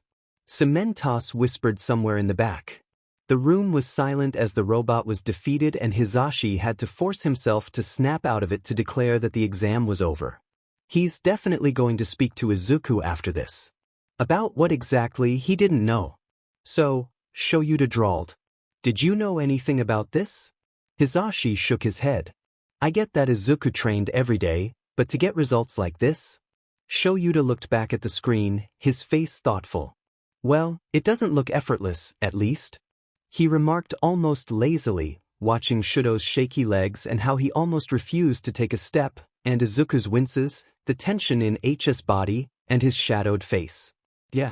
Hizashi replied as they watched them grudgingly support each other's weights as they walked to the building where the written exam was going to be held. He was definitely going to talk to him after this was all over. It was the day after the exam when Hizashi visited the Midoriyas. Inko's face lit up when she saw him and she cheerfully let him in. While the woman seemed to be okay, Hizashi could see the worry in her eyes and the tension in her shoulders. It's nice to see you, Inko-san, he exclaimed, hugging her. She laughed and patted his back. Now, where's Izuku? He looked around, and she looked stressed again. She needlessly fiddled with her hands. The exam took a lot out of him, and now he's resting in his room. How did he do, Hizashi-san? Nope. I'm not supposed to say. Maybe I can tell you all the shit he's pulled during the exam after he gets a letter, he said as he made his way towards the boys' room. Inko thanked him and told him that she was cooking lunch and he would be welcome to eat with them. He grinned and nodded, and proceeded to knock on the room's door. A groan. What do you want, Hizashi? Hizashi opened the door and it revealed Izuku, who was laying on his bed, looking at the ceiling as if it held answers to the universe. The boy shifted his gaze towards him. I can barely move my body without it aching, he admitted. He couldn't help it. A laugh escaped from his mouth. Izuku narrowed his eyes and looked back at the ceiling. Come on, stop sulking. Hizashi teased as he sat on the edge of the bed. I'm not sulking. You definitely are. A doorbell interrupted their conversation and they paused. Hizashi heard the door open and Inko talk for a few minutes before the door was closed again. He saw Izuku relax and before Hizashi could ask, the door of the room opened. Todoroki Shudo stumbled when he saw him. Hizashi stared at him. He stared back. Then the scarred boy sighed and dragged himself to the bed and fell forward, landing on Izuku's legs. Izuku grunted in response. My legs are killing me, was the first thing he said. Izuku snorted. So, how do you know the announcer from the exam, Izuku? Todoroki asked mildly, as if the man himself wasn't there. I saved him from a criminal. Hisashi piped in. That's pitiful. Todoroki mused, and Izuku huffed in response. What's pitiful is your failed attempts to wound women. I don't need to be told that by some inexperienced broccoli. You wanna fight, Cook? Bring it on, you med pig. They practically can't move, but their exchange was somehow comical. Also, the scene kind of surprised Hisashi a little bit. Izuku, while usually calm and collected, occasionally bursts in anger in a funny, exaggerated manner. But this somehow seemed to be some permanent state when he's with Todoroki. It was after they had lunch, which was filled with arguments from Izuku and Todoroki, bright laughter from Inko, and some enthusiastic storytelling from Hisashi, did he realize that he completely forgot to talk to Izuku not only about how he met Todoroki, but also about the exam. Izuku got accepted. Shudo got accepted. They react in their own ways. Izuku was congratulated by an overjoyed Inko and a grinning Hisashi. The first thing Shudo did was insult his father, knowing he'll be able to get away with it if he showed him his results. Izuku ate a dinner filled with his favorite food. Shudo was lightly trained by his father. It was like their daily life, except that they now have something to look forward to. Class 1A? Shudo hummed. He took out his phone to call Kaji. Todoroki-san? Kaji's apprehensive voice whispered. Why does he sound so anxious? I need to know more about Class 1A. Who the homeroom teacher is, the students, and some information about them. Shudo only really sought Kaji out at first because he was looking for Izuku, and asked him to give him a profile of every student nearby. But now that he found Izuku, he doesn't need Kaji to give him any more information. He even told Kaji that he'd still teach him how to cook, but the gloomy boy seemed anxious at the thought of Shudo doing something for him with nothing in return. So yes, Kaji now regularly gathers information for him. Sometimes Shudo wondered where and how he got all those intel, but the last time he asked, Kaji clammed up and didn't speak the whole day. Whatever, he wasn't going to pry. Is it okay if you get them 2 days from now? He sounded really jumpy. Yeah, of course. Shudo replied. There was some noises from the other line, a mumbled sheet from Kaji and a meow? You have a cat? It took a few seconds of more muffled noises before Kaji replied, Yes.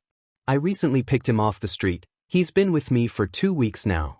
Anyway, it was nice talking to you, Todoroki Sanigitagano. Mom, I'm leaving. Izuku called out as he finished tying his shoes. But Izuku, your tie. Please wear it at least right now, for your first day of school. You need to give a good impression. Izuku sighed. I guess. I don't know how to tie this. Then I'll do it. Also, Katsuki-kun passed by earlier, but since you were still eating breakfast, I told him to go ahead, she said as she tried to tie his necktie. Izuku's hand twitched. Here you go. His mom said hesitantly as she looked at his tie. Izuku looked down and nodded. It looked acceptable. He actually made it to the school with 30 minutes left to spare, which was then wasted on the time he had to spend looking for the classroom. He was greeted by the sight of Katsuki scowling heavily at some boy who was wearing glasses. Katsuki saw him and said, You actually made it on time, dipshit. The glasses-wearing boy became red and fiercely started to move his hand around. Such language is not appropriate inside the premises. Oh, it's you. Izuku turned around and saw Shudo, along with a girl who looked familiar. Who are you? He asked gruffly. Shudo kicked his head. Don't talk to her like that. She's the girl we saved during the exam. I bumped into her on my way here. Said girl nodded her head enthusiastically and pressed her hands together. I'm Uraraka Ochako. You two were real heroes. You were really cool, you were like Shang. She made a chopping motion. Todoroki-kun was like bam. I owe you two my life. She bowed down. Shudo looked elated at her words and Izuku huffed. It's fine. You don't have to. He grunted, adjusting the bakken on his waist. Apparently he can't bring any deadly weapons unless he was in the support department. It was annoying really. He was going to have to find a way to smuggle them in the school one way or another. Suddenly Shudo laughed. The hell's up with your necktie? Izuku gave him a bored look. already knowing what his reply was. My mom tied it? Really? What a cute tie. The way it was tied represents how much love was poured into it. Shudo swooned. It's you. Katsuki cut in with a sharp glare towards Shudo. A few heads were turned towards them as Katsuku stalked his way through the room. Shudo idly removed the toothpick on his mouth. It's you. Bakugu, right? You were the guy who jumped us? Katsuki pointed an accusing finger towards Shudo, who in turn looked offended. I didn't jump you, idiot. Bullshit. You dash. A hand suddenly appeared between them. Let's not fight on our first day of school, gentlemen. Glasses exclaimed. A few of the students curiously made their way towards the group, and the noise in the room started to grow louder. Everyone, please settle down. We do not wish to give a bad impression to our homeroom teacher, so please quiet down. Glasses started to shout. Katsuki pushed his arm away. Who are you to order me around, private school? Please calm down a little, Bakugu-kun. Uraraka piped in. Who the hell are you, round face? Our round face? Shudo aimed to kick Katsuki, who ducked. What the F dash, half and half? Katsuki screamed in rage. How dare you speak to a lady like that? Izuku was having the time of his life watching them. What a mad banquet of darkness. A bird whispered and Izuku burst out laughing. If you're here to pick fights, then you should just go home. A tired voice said from the door. The yellow bag dragged itself to the front of the room. Sit down, everyone. I'm your homeroom teacher, and you should all change into your P uniforms. Dude, a red-haired boy whispered, looking at Izuku. You're ripped. Izuku faced him. Thanks. He looked down. You too? He nodded in acknowledgement.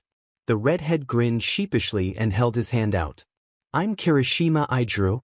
Izuku firmly took his hand, smiling. Midoriya Izuku? You good at those? Kirishima asked, looking at his Bakken. But before Izuku could respond, something caught his eye. The skin on his well-built back was filled with bruises and scars. His shoulders were squared, as if he were expecting the world to attack any moment now. Every part of him was lined with tension and Izuku couldn't peel his eyes away from Shudo's battered body. Maybe if Shudo wasn't so stiff, Izuku would be capable of being confident that the other person was much worse off.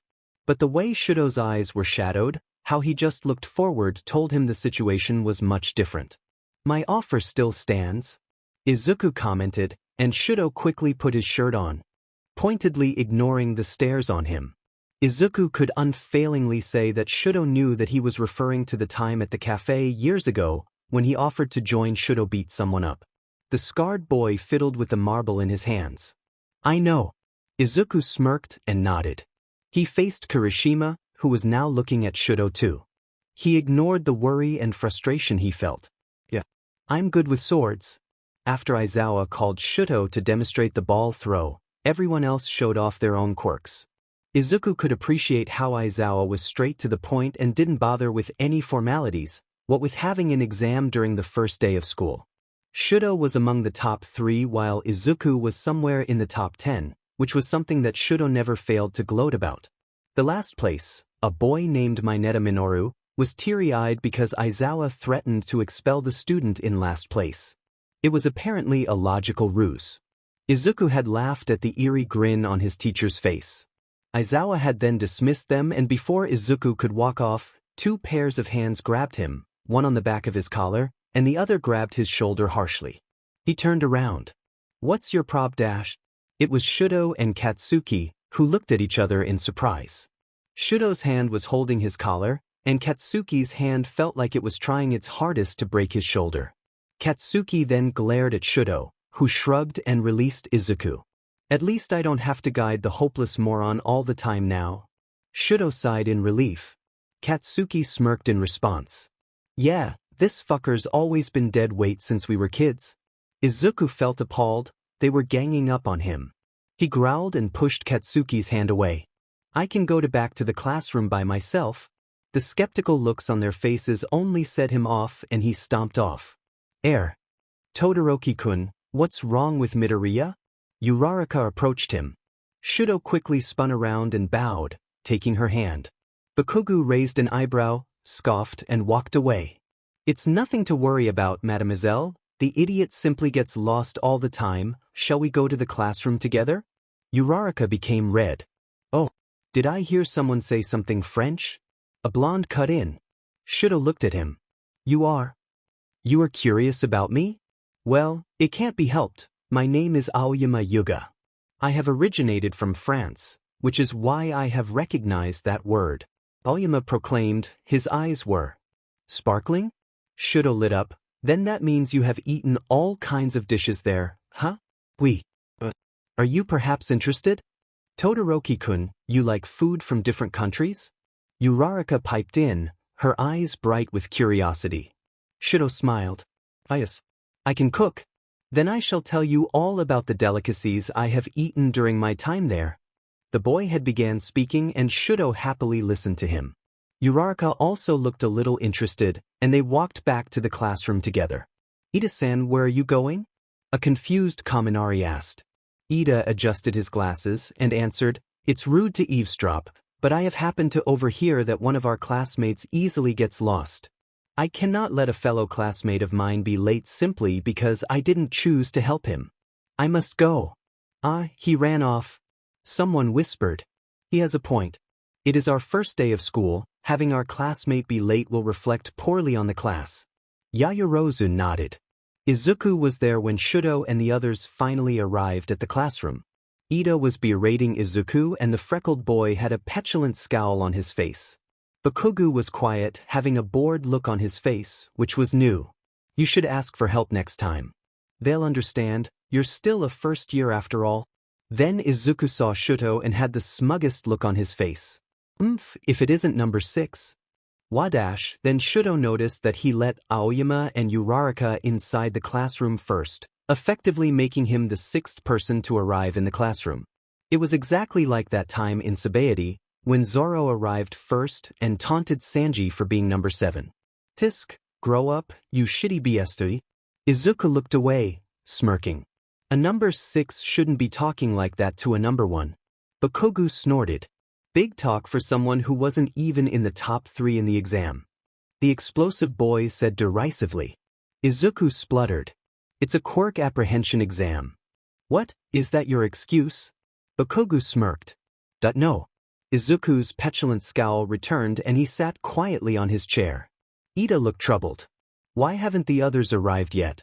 They should have arrived by now. He chopped his hands around. Look, if they can pass the entrance exam, then they can handle some walking, have faith in them. Izuku said, his arms crossed. You're right. I feel ashamed for underestimating their capabilities. I have to apologize to them once they have arrived. It was silent. You were just worried, Ida-kun. There is no need for such actions. Aoyama offered. Ida eventually nodded reluctantly. The silence after that was just awkward. English was horrendous. Hizashi was the teacher for that subject, and they would sometimes make eye contact. Maybe if it were someone else, it would be okay. But Izuku knew the guy, so English was generally awkward. Hell, Hizashi would sometimes even use him as the subject when he would give examples for the sentences. Izuku had ignored the glances thrown his way. Not to mention the hero's grin was too large. Years with the civilian counterpart of the man made him accustomed to his normal-sized grins and small smiles.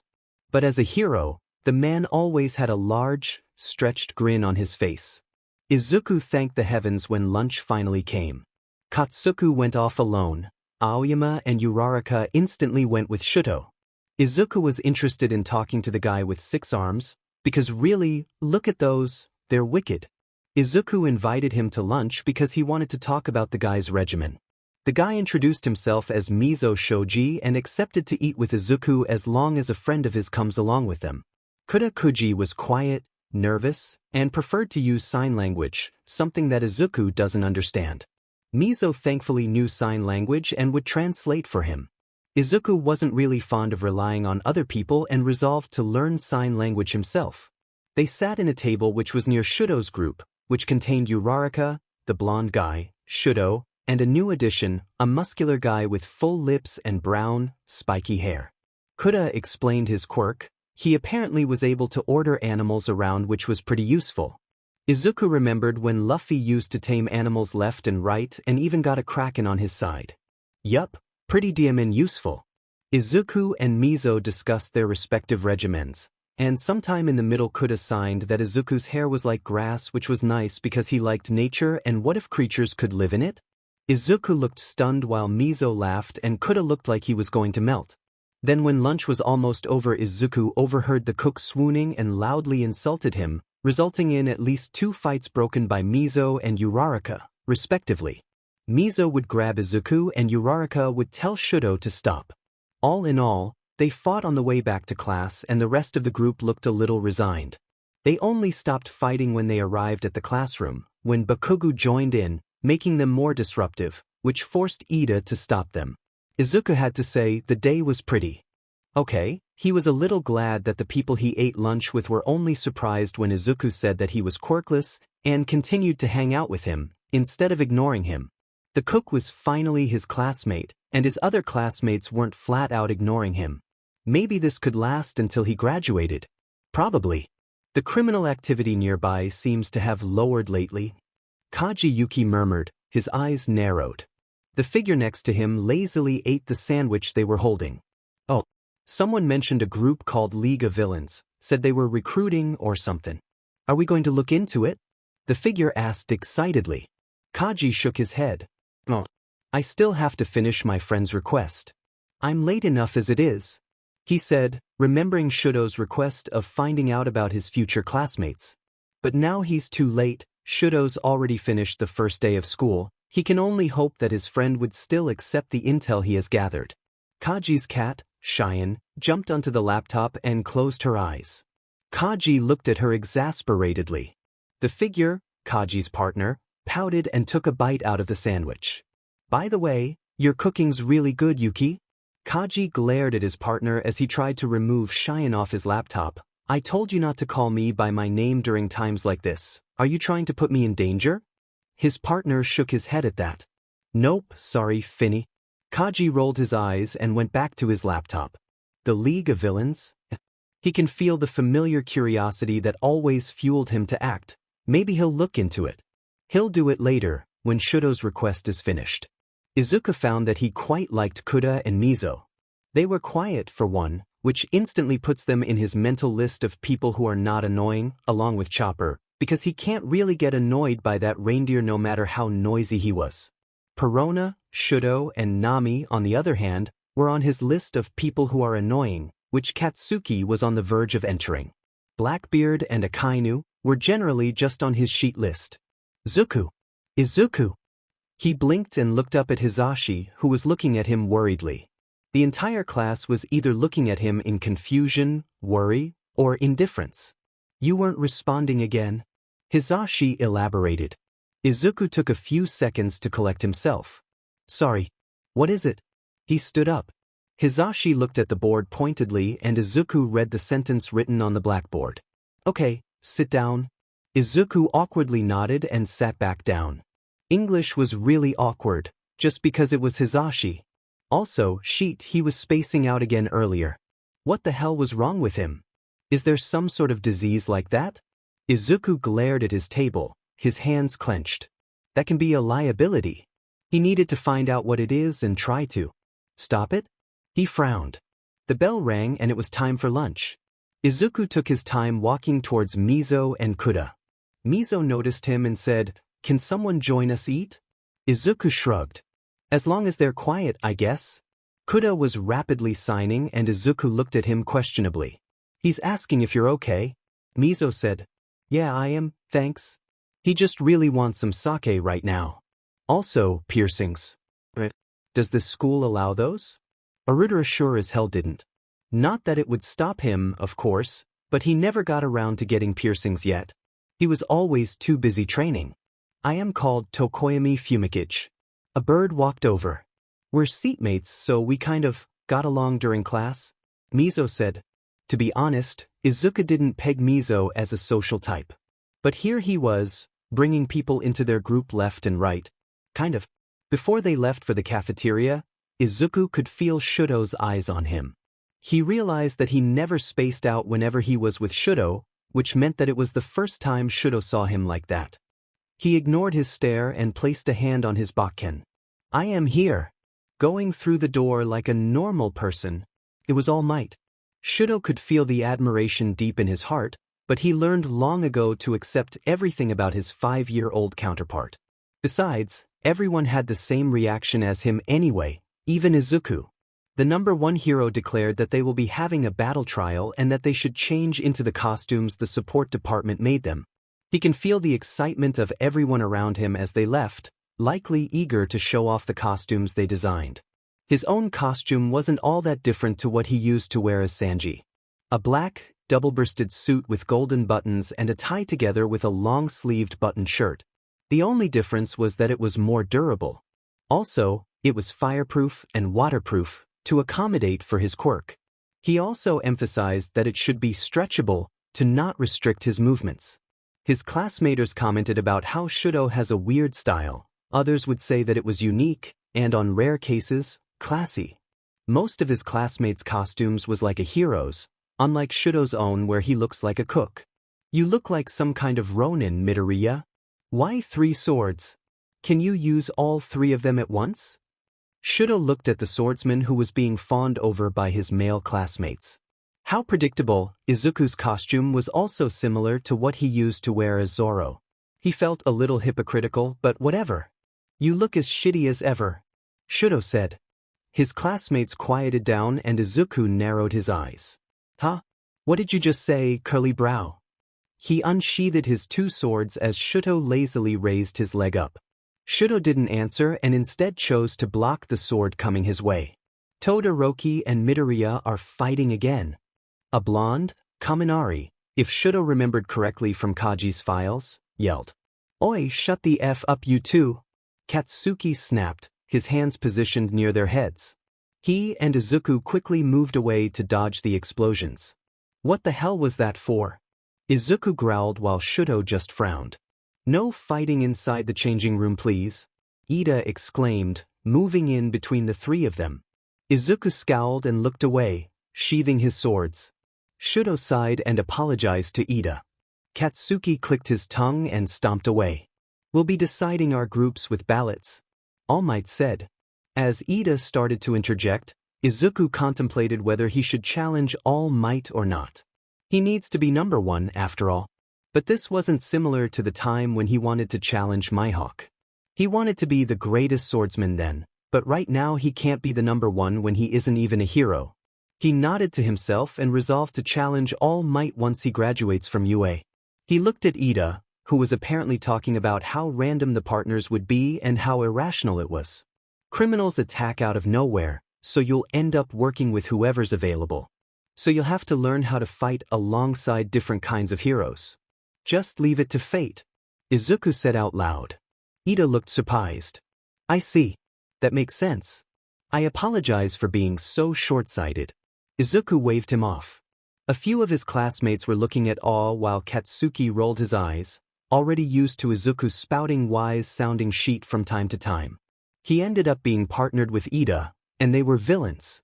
Against Katsuki and Uraraka.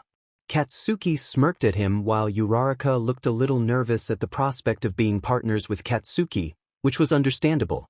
"Midoriya, let's talk about our plan for this exercise." Ida placed a hand on his shoulder. "Sure." Izuku shrugged.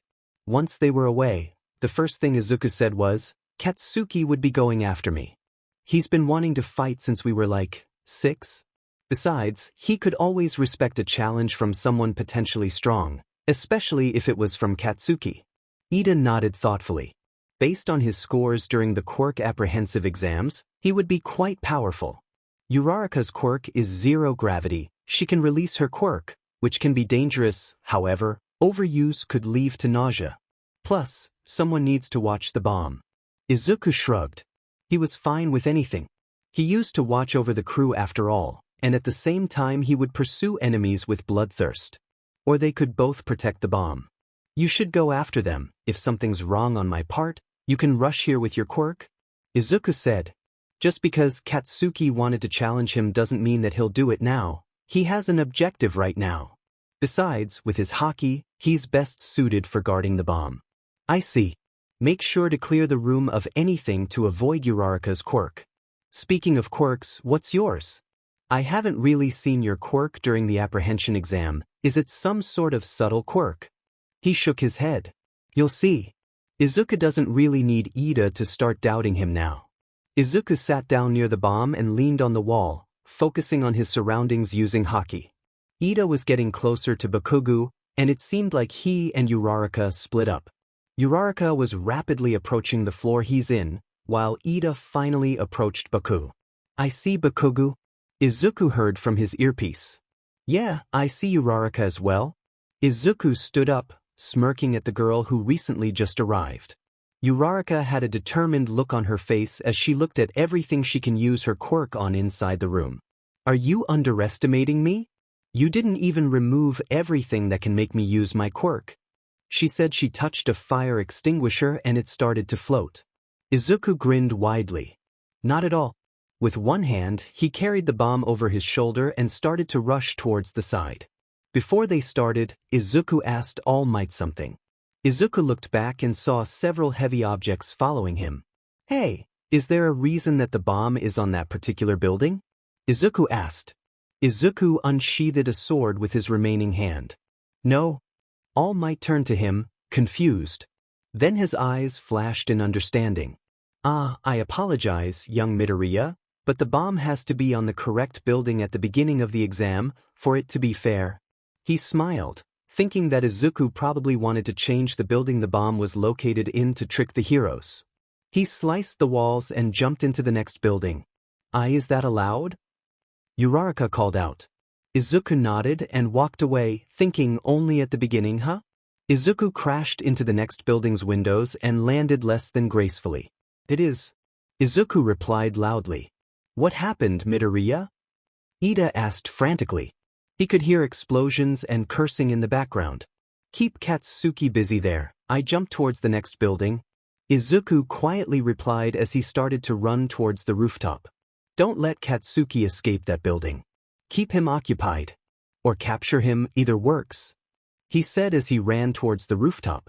Bakugo, Midoriya is in another building. He heard Uraraka's words and he ran faster. From his earpiece, he can hear Katsuki screaming at Ida to F off. Midoriya, I just want to tell you that it is very irresponsible of you not to inform me of your plan. Izuku chuckled. Sorry, I guess. Izuku sensed that Uraraka finally followed him. It's fine, he was sure that he's faster than her anyway. How is it on your end? He asked Ida. Ida didn't reply. He could only hear shouts, explosions, and engines. Eventually, Izuku could sense Bakugo and Ida inside the building. They were quickly catching up to their floor. It's fine. Izuku is almost at the rooftop. But Uraraka wasn't following him anymore. Ida, are you okay? I apologize, but Uraraka caught me off guard. Please keep the bombs safe. I can handle them. Izuku's face hardened. But I trust you. Thank you. He opened the door to the rooftop and instead of being greeted by a sky, he was greeted by a small room with cleaning supplies. It's the janitor's closet. He's completely lost. He effed up his own plan. A nearly animalistic scream resounded. He checked Ida with his haki and he was with Uraraka. It seemed like Katsuki managed to get away from him. But he's already sick of running anyway. Deku. Katsuki growled. Izuku stared at him evenly from across the hallway. Izuku smirked. Shall we? Time's up. The winners are the villains. Izuku blinked in shock and Katsuki had an enraged look on his face. Todoroki, right? I'm Kaminari Denki. I don't think we've spoken before. The blonde introduced himself. I know.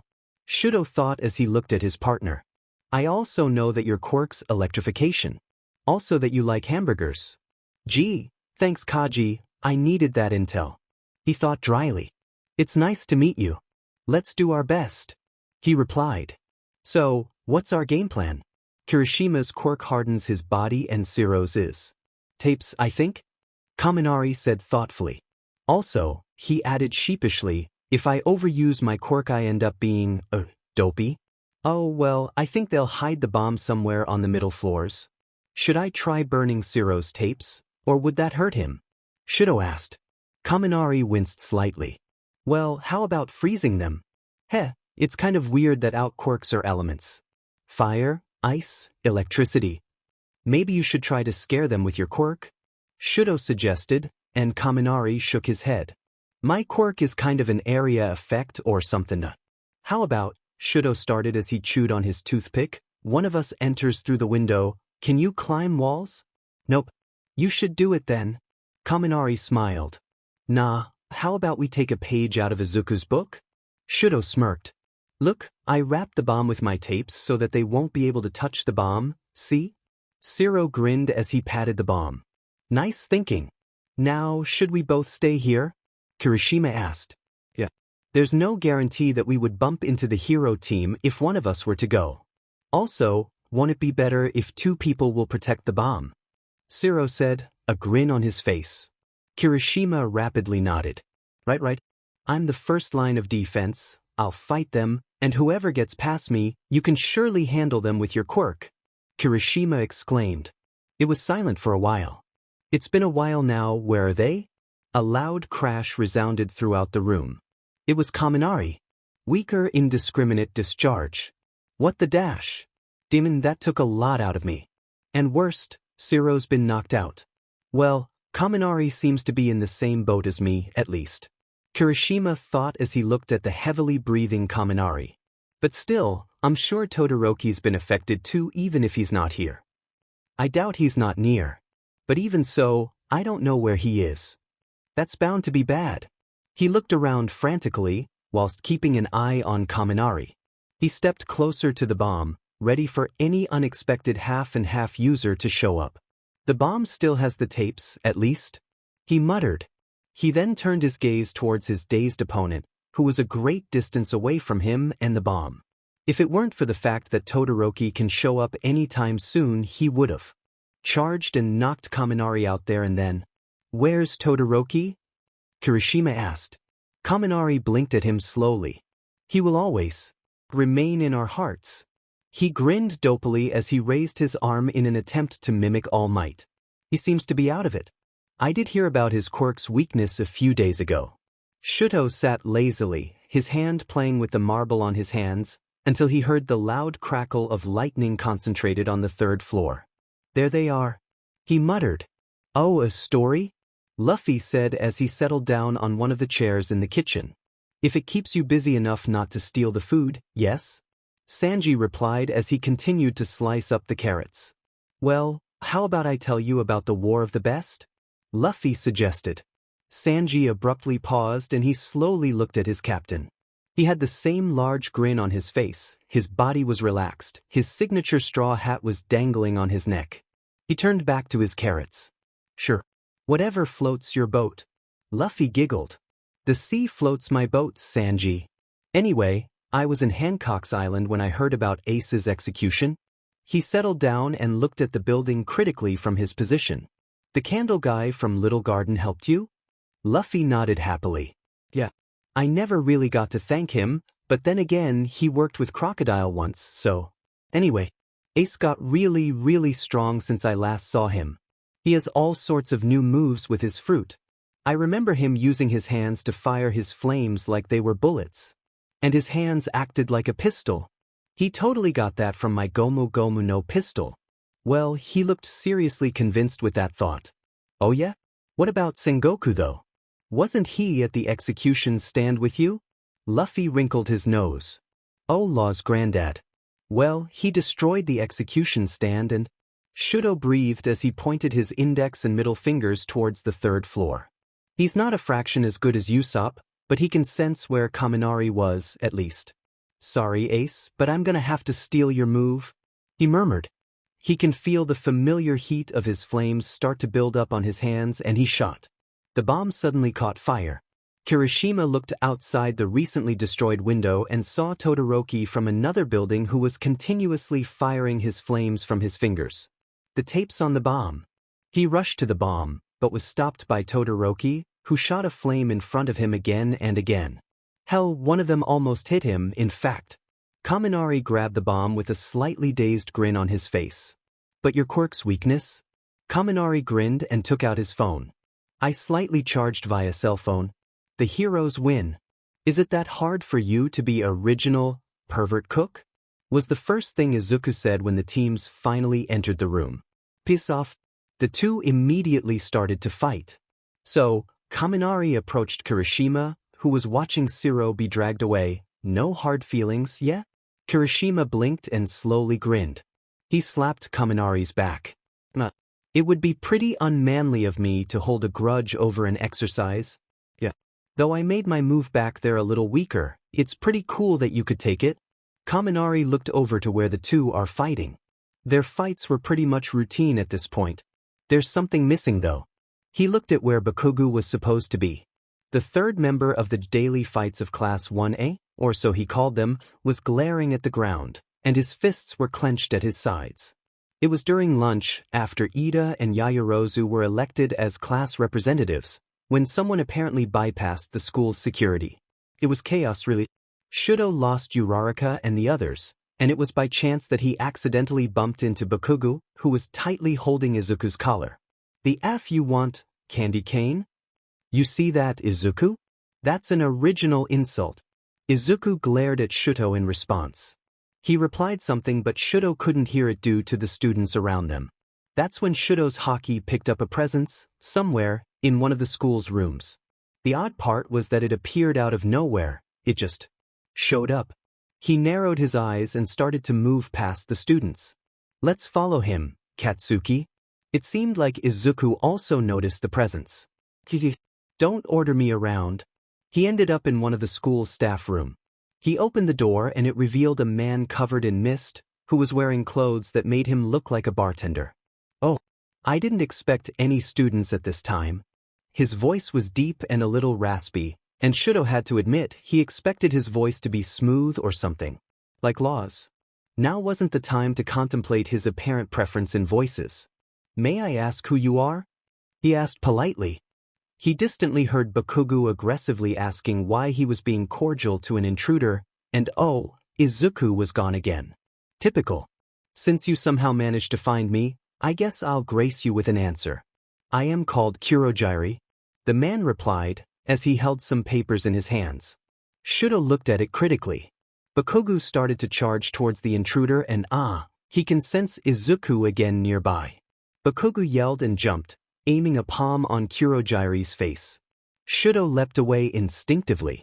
He looked back where he was standing earlier and noticed a warp gate, with Bakugu's arms sticking out of it. That's his quirk. A warp quirk? He heard Bakugu utter. Suddenly he drew his hand back and it shot towards Kurojiri's face, where the metal on his head was. Kurojiri quickly grabbed his arm and Bakugu suddenly tensed. Why are you looking at our class schedule? He asked lowly. Shudo looked at Bakugu and noticed that his red eyes were fixed on the papers on Kurojiri's hands. Why indeed? The man hummed. A warp gate started to appear around Bakugu and Shudo quickly froze the ground towards Kurojiri. At the same time, Izuku appeared from above and crashed into the window, grabbing Bakugu's collar and landing a few steps away from Kurojiri. Show off? Shudo scoffed. Ha! The man stared at the area. The wall was charred due to warping Bakugu's explosion. There were ice everywhere, which he narrowly missed.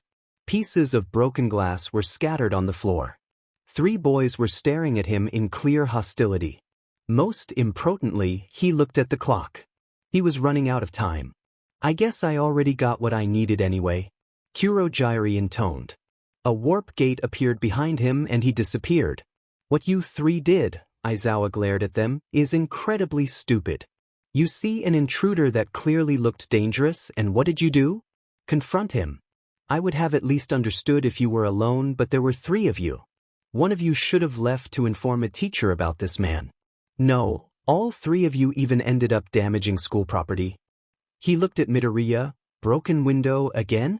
His gaze moved towards Bakugu, charred walls, Bakugu. And finally Todoroki, and you, freezing half the room. Aizawa took a good look at them. Bakugu was heavily scowling and had a stubborn look on his face. Shudo was frowning and his arms were crossed. And lastly, Midoriya was stony-faced but his stance showed defiance. He closed his eyes and pinched the bridge of his nose, exhaling. These problem children, he made a point to do a little research on every one of his children. From what he had learned, Bakugu was this aggressive child who was always irritated, but was really determined to follow whatever he believed in, and he apparently has his heart on the right place. So this was to be expected. Not that it really stopped him from wanting to pull his hair out. Todoroki was this eager-to-please student who was always doing his best to help. The teachers always had something good to say when it comes to this boy. But from what he personally gathered, he was only like that towards females. Towards males, however, he can be cordial, but sometimes he would be downright rude towards them. So he can't really trust his past teachers' opinions, who were all women. But he didn't expect him to be this rash. Midoriya, according to his past teachers, was this boy who was always straight to the point and a lazy student. According to Hisashi, however, he was an always lost boy who was crazy about training and would always have his head in the clouds. None of them mentioned him being crazy enough to climb a tree in an attempt to find his companions, and jump from said tree towards a window when he spotted his companions. He was almost tempted to expel them then and there. Remember, you do not expel anyone who was even the smallest amount of potential. Detention for 2 weeks. Their face fell. Now, what was the paper the intruder was holding? He inquired. Look, they arrived. Zoro said once they entered the room. Man, 2 hours went by without a fight breaking out. That was really weird. Mina exclaimed. Yeah, I have to admit that I'm not used to peace because of you three. Jiraiya muttered. I'll pick fights every day if it means that you ladies will be at ease. Shudo swooned. Bakuga looked at him in clear disdain while Izuku clicked his tongue. Please don't. Ida objected. So, Midoriya-san, Kaji called out from the kitchen, are breaking glasses your, thing now?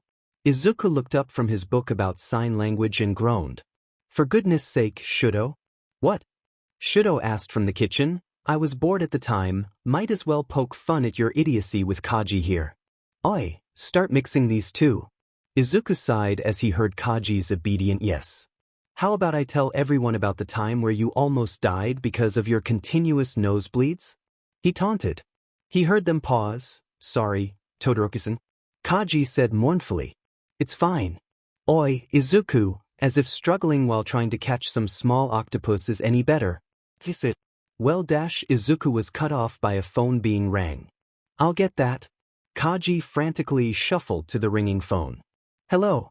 Kaji sighed after a moment. What do you want? No way, I'm busy, you idiot. Izuku grinned at Kaji's sudden personality change. Who knew? The boy actually had this hidden side to his nervous personality. My friend's teaching me how to cook. What? No, don't come. Figured. See you later. Kaji ended the call and nervously looked at Izuku. Sorry about that. Izuku waved him off. Oh, right, Kaji. It's probably a little dangerous, but can you give me any info about a man named Kurojiri? He has a warp quirk. Shudo called out from the kitchen. Kaji gasped. Oh, Kurojiri? The one with the body covered in mist. Yeah. You know him? Kaji looked eager to be helpful. He rushed into his own room and emerged a few minutes later. In his hands were a slightly thick folder. Kurojiri, a member of a group called League of Villains, most likely the second in command. He's always seen wearing metal plates around his neck. He dropped the folder on the table in front of Izuku. Izuku looked at the folder. It had the letters Avin written on the cover. Isn't it a little dangerous to leave this kind of things in your room? Well, yes, normally, but my parents are good at their jobs. What the hell was that supposed to mean? Shudo loudly cleared his throat. Let's talk about this later, but for now, lunch is served. He looked at Kaji. I only made the finishing touches because of that phone call, but you did a good job with the food. Though next time, just ignore the phone, or ask someone else to answer it for you. I can't always be here to cook in your place. Kaji nodded enthusiastically, his face red from the praise. It was a little odd, Izuku had to admit, seeing Shudo mentoring someone like this. By the time lunch was over, Shudo and Kaji were looking over the files on the table. You can even gather intel from criminals? Shudo murmured. Izuku took a piece of paper from the folder. Tamura? Most likely the leader. Kaji looked up. Yes. But there's something else. His voice gradually became quieter. I saw them one time talking to someone on a monitor, someone they called sensei. I think he's the true leader of the organization. The person I was with got bad vibes from the guy behind the screen and decided that I wasn't strong enough to handle anything that goes wrong, and proceeded to drag me away from their headquarters. The person you were with? Izuku asked skeptically. Is that how you get your information? By spying on people? Shudo asked curiously. Kaji looked down and didn't say anything. Shudo sighed. Well, I walked in on that one. Well, I got enough intel anyway, and I don't think Kaji's going to talk to me anymore for this day. At Izuku's confused look, Shudo said, he completely clams up when I ask about his methods, so yeah, my mistake. He looked down at the book on Izuku's hand. He placed a toothpick on his mouth and grabbed his jacket. We're gonna go now, Kaji. Maybe next time I'll teach you how to identify the ingredients used just from the smell. He offered. Kaji gave him a small smile and nodded. Hey, you guys go ahead. Izuku suddenly said while they were walking towards the cafeteria. It is so hard to leave, until you leave. And then it is the easiest thing in the world. Tokoyami said solemnly. Come back soon. Kuda signed. He gave them a wave and walked over to where he saw Aizawa. The man rose an eyebrow when he saw Izuku approaching. So what did you do about the schedule thing? Izuku asked. Aizawa sighed. If it helps you feel at ease, the intruder only knows about our schedule for 1 week, so we won't change anything that is within the school building, since there will be plenty of pro heroes here, but for activities outside the building, well, there will be more teachers than normal. He intoned. Let's eat together, Izuku. What are you doing here? Hizashi appeared out of nowhere. He looked at the two of them and dramatically gasped. Izuku, don't tell me that you've replaced me. He had a fake devastated look on his face. Aizawa sighed once more. Hizashi, please go away for a minute. But how could I? 2 of my 4 favorite people in the world, in the same place, interacting with each other. It feels like some sort of crossover episode. To be fair, Hizashi did seem to be really happy with them. Eat with us too, Izuku. Hizashi offered, a large smile on his face. Aizawa looked like he was done and opted to close his eyes. I told my friends I would be eating with them. Izuku grunted. Oh, you're a big boy, I forget. They grow up so fast. Hizashi wiped away a fake tear and Izuku felt his own face flush. Tisk. He walked away, ignoring Hizashi, saying, don't forget to tell your mom that I'll be coming over for dinner tonight. Also, try not to get lost. And well, if he did get lost, it wasn't anybody's business, was it? Bakugo probably liked the chaos, which is why he usually joins in on Midoriya and Todoroki's fights. He's also really uncooperative, so he'd be really unpopular. Azuri said, the F did you say? Bakugo screamed. Shudo loudly scolded Bakugo for his behavior towards the girl, while the others started to tease the blonde boy, which only served to make him angrier, and only settled down when Aizawa reprimanded them. Cementos commented about kids being rowdy no matter the occasion. Once they arrived, they met the pro hero 13, who was apparently a rescue-type hero.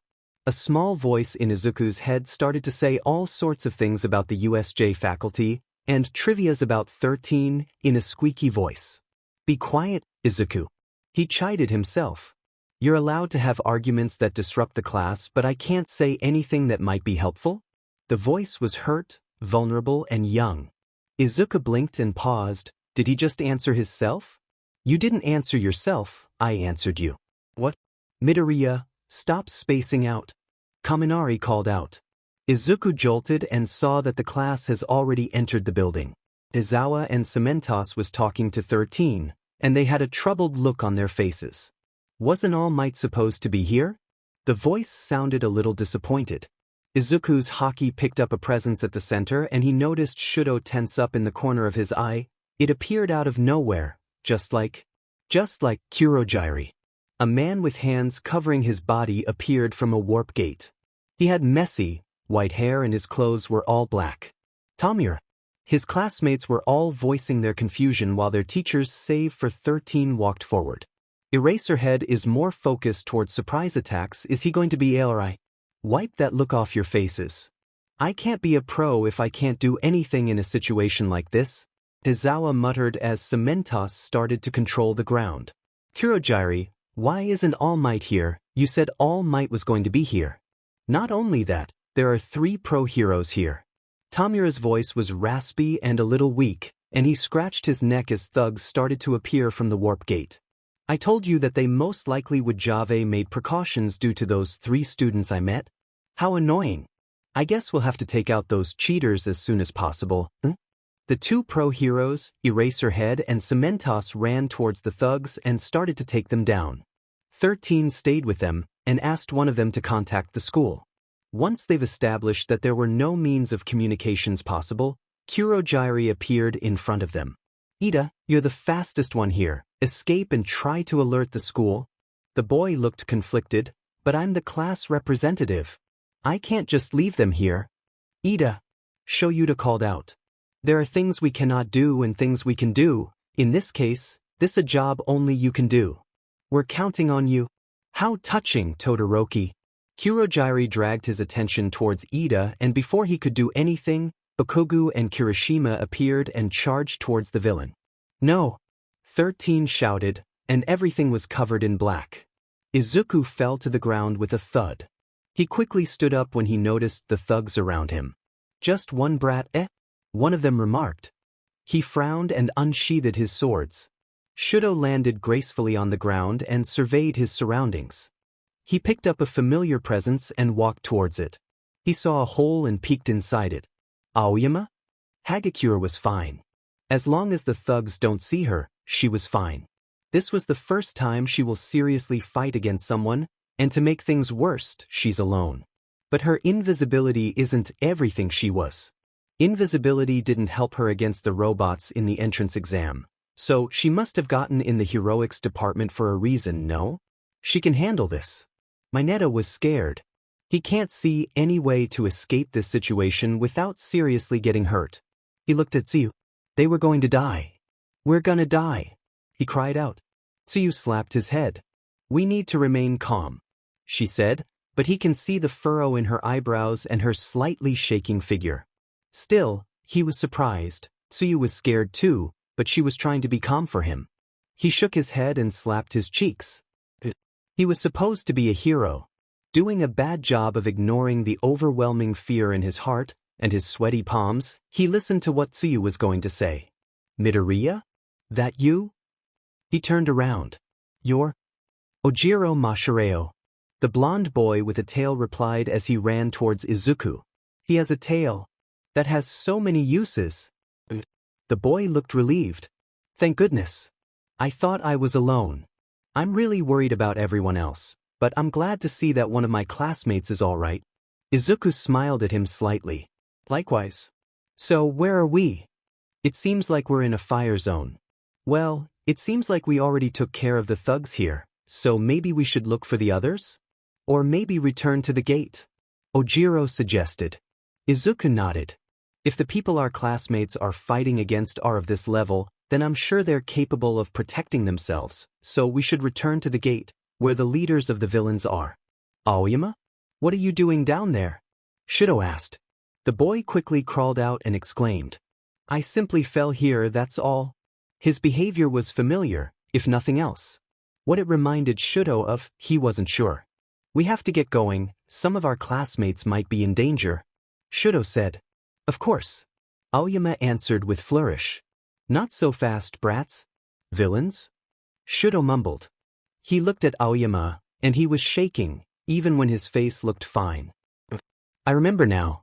His current behavior, it reminds me of Usopp, a little. Hey, Shudo called out, it's okay to be scared, and I'm sure you'll do fine. Aoyama stared at him, yes? He smiled, emitting a sparkling aura. My tummy hurts. Aoyama whimpered as he clutched his stomach on the ground. Shudo grinned, and slung Aoyama's arm around his shoulder. Let's get going. They began walking towards the area where Aizawa was, not caring whether they step on the unconscious men along the way. Todoroki-kun. Aoyama-kun. Shudo blinked when he noticed no one but felt their presence. It must be Hagakure, then. Are you hurt, Miss Hagakure? He asked softly. No. I'm fine. But what happened to Aoyama-kun? The girl waved her hands around. I apologize for making you worry, but Aoyama overused his quirk, that's all. Well, we should hurry then. What if more thugs show up? Aoyama will be defenseless. Here, I'll help. Normally, Shudo would be against letting a lady help him, but she's a hero in training. This was going to be her job someday, so he wasn't going to say anything. Thank you, Hagakure-san. He smiled politely. Oh, he can sense Izuku and someone else nearby. After a few seconds, Izuku and whoever he was with started to head towards them. Suddenly, they stopped and started to head towards the flood zone.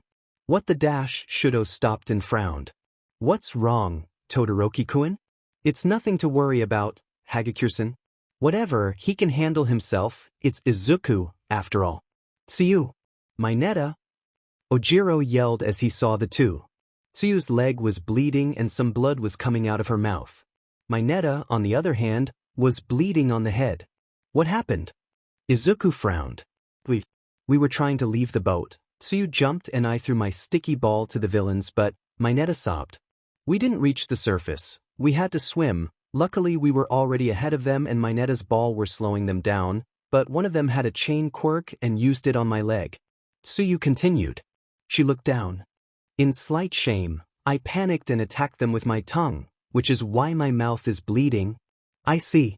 Ojiro's eyebrows were furrowed. Well, we should head back to where the others are. Maybe one of them has medical knowledge. Izuku announced. He looked at Tsuyu. Oi, I'll carry you. You already swam in the water in that state, so it probably hurts a lot. He grunted. Tsuyu nodded, wrapping her arms around his shoulder, and Izuku stood up and carried him on his back, careful not to aggravate her wound. Ugh, we need a chopper. He thought. Let's go. I want to see Eraserhead and Cementos in action. A squeaky voice resounded in his head. Izuku grimaced. When will it shut up?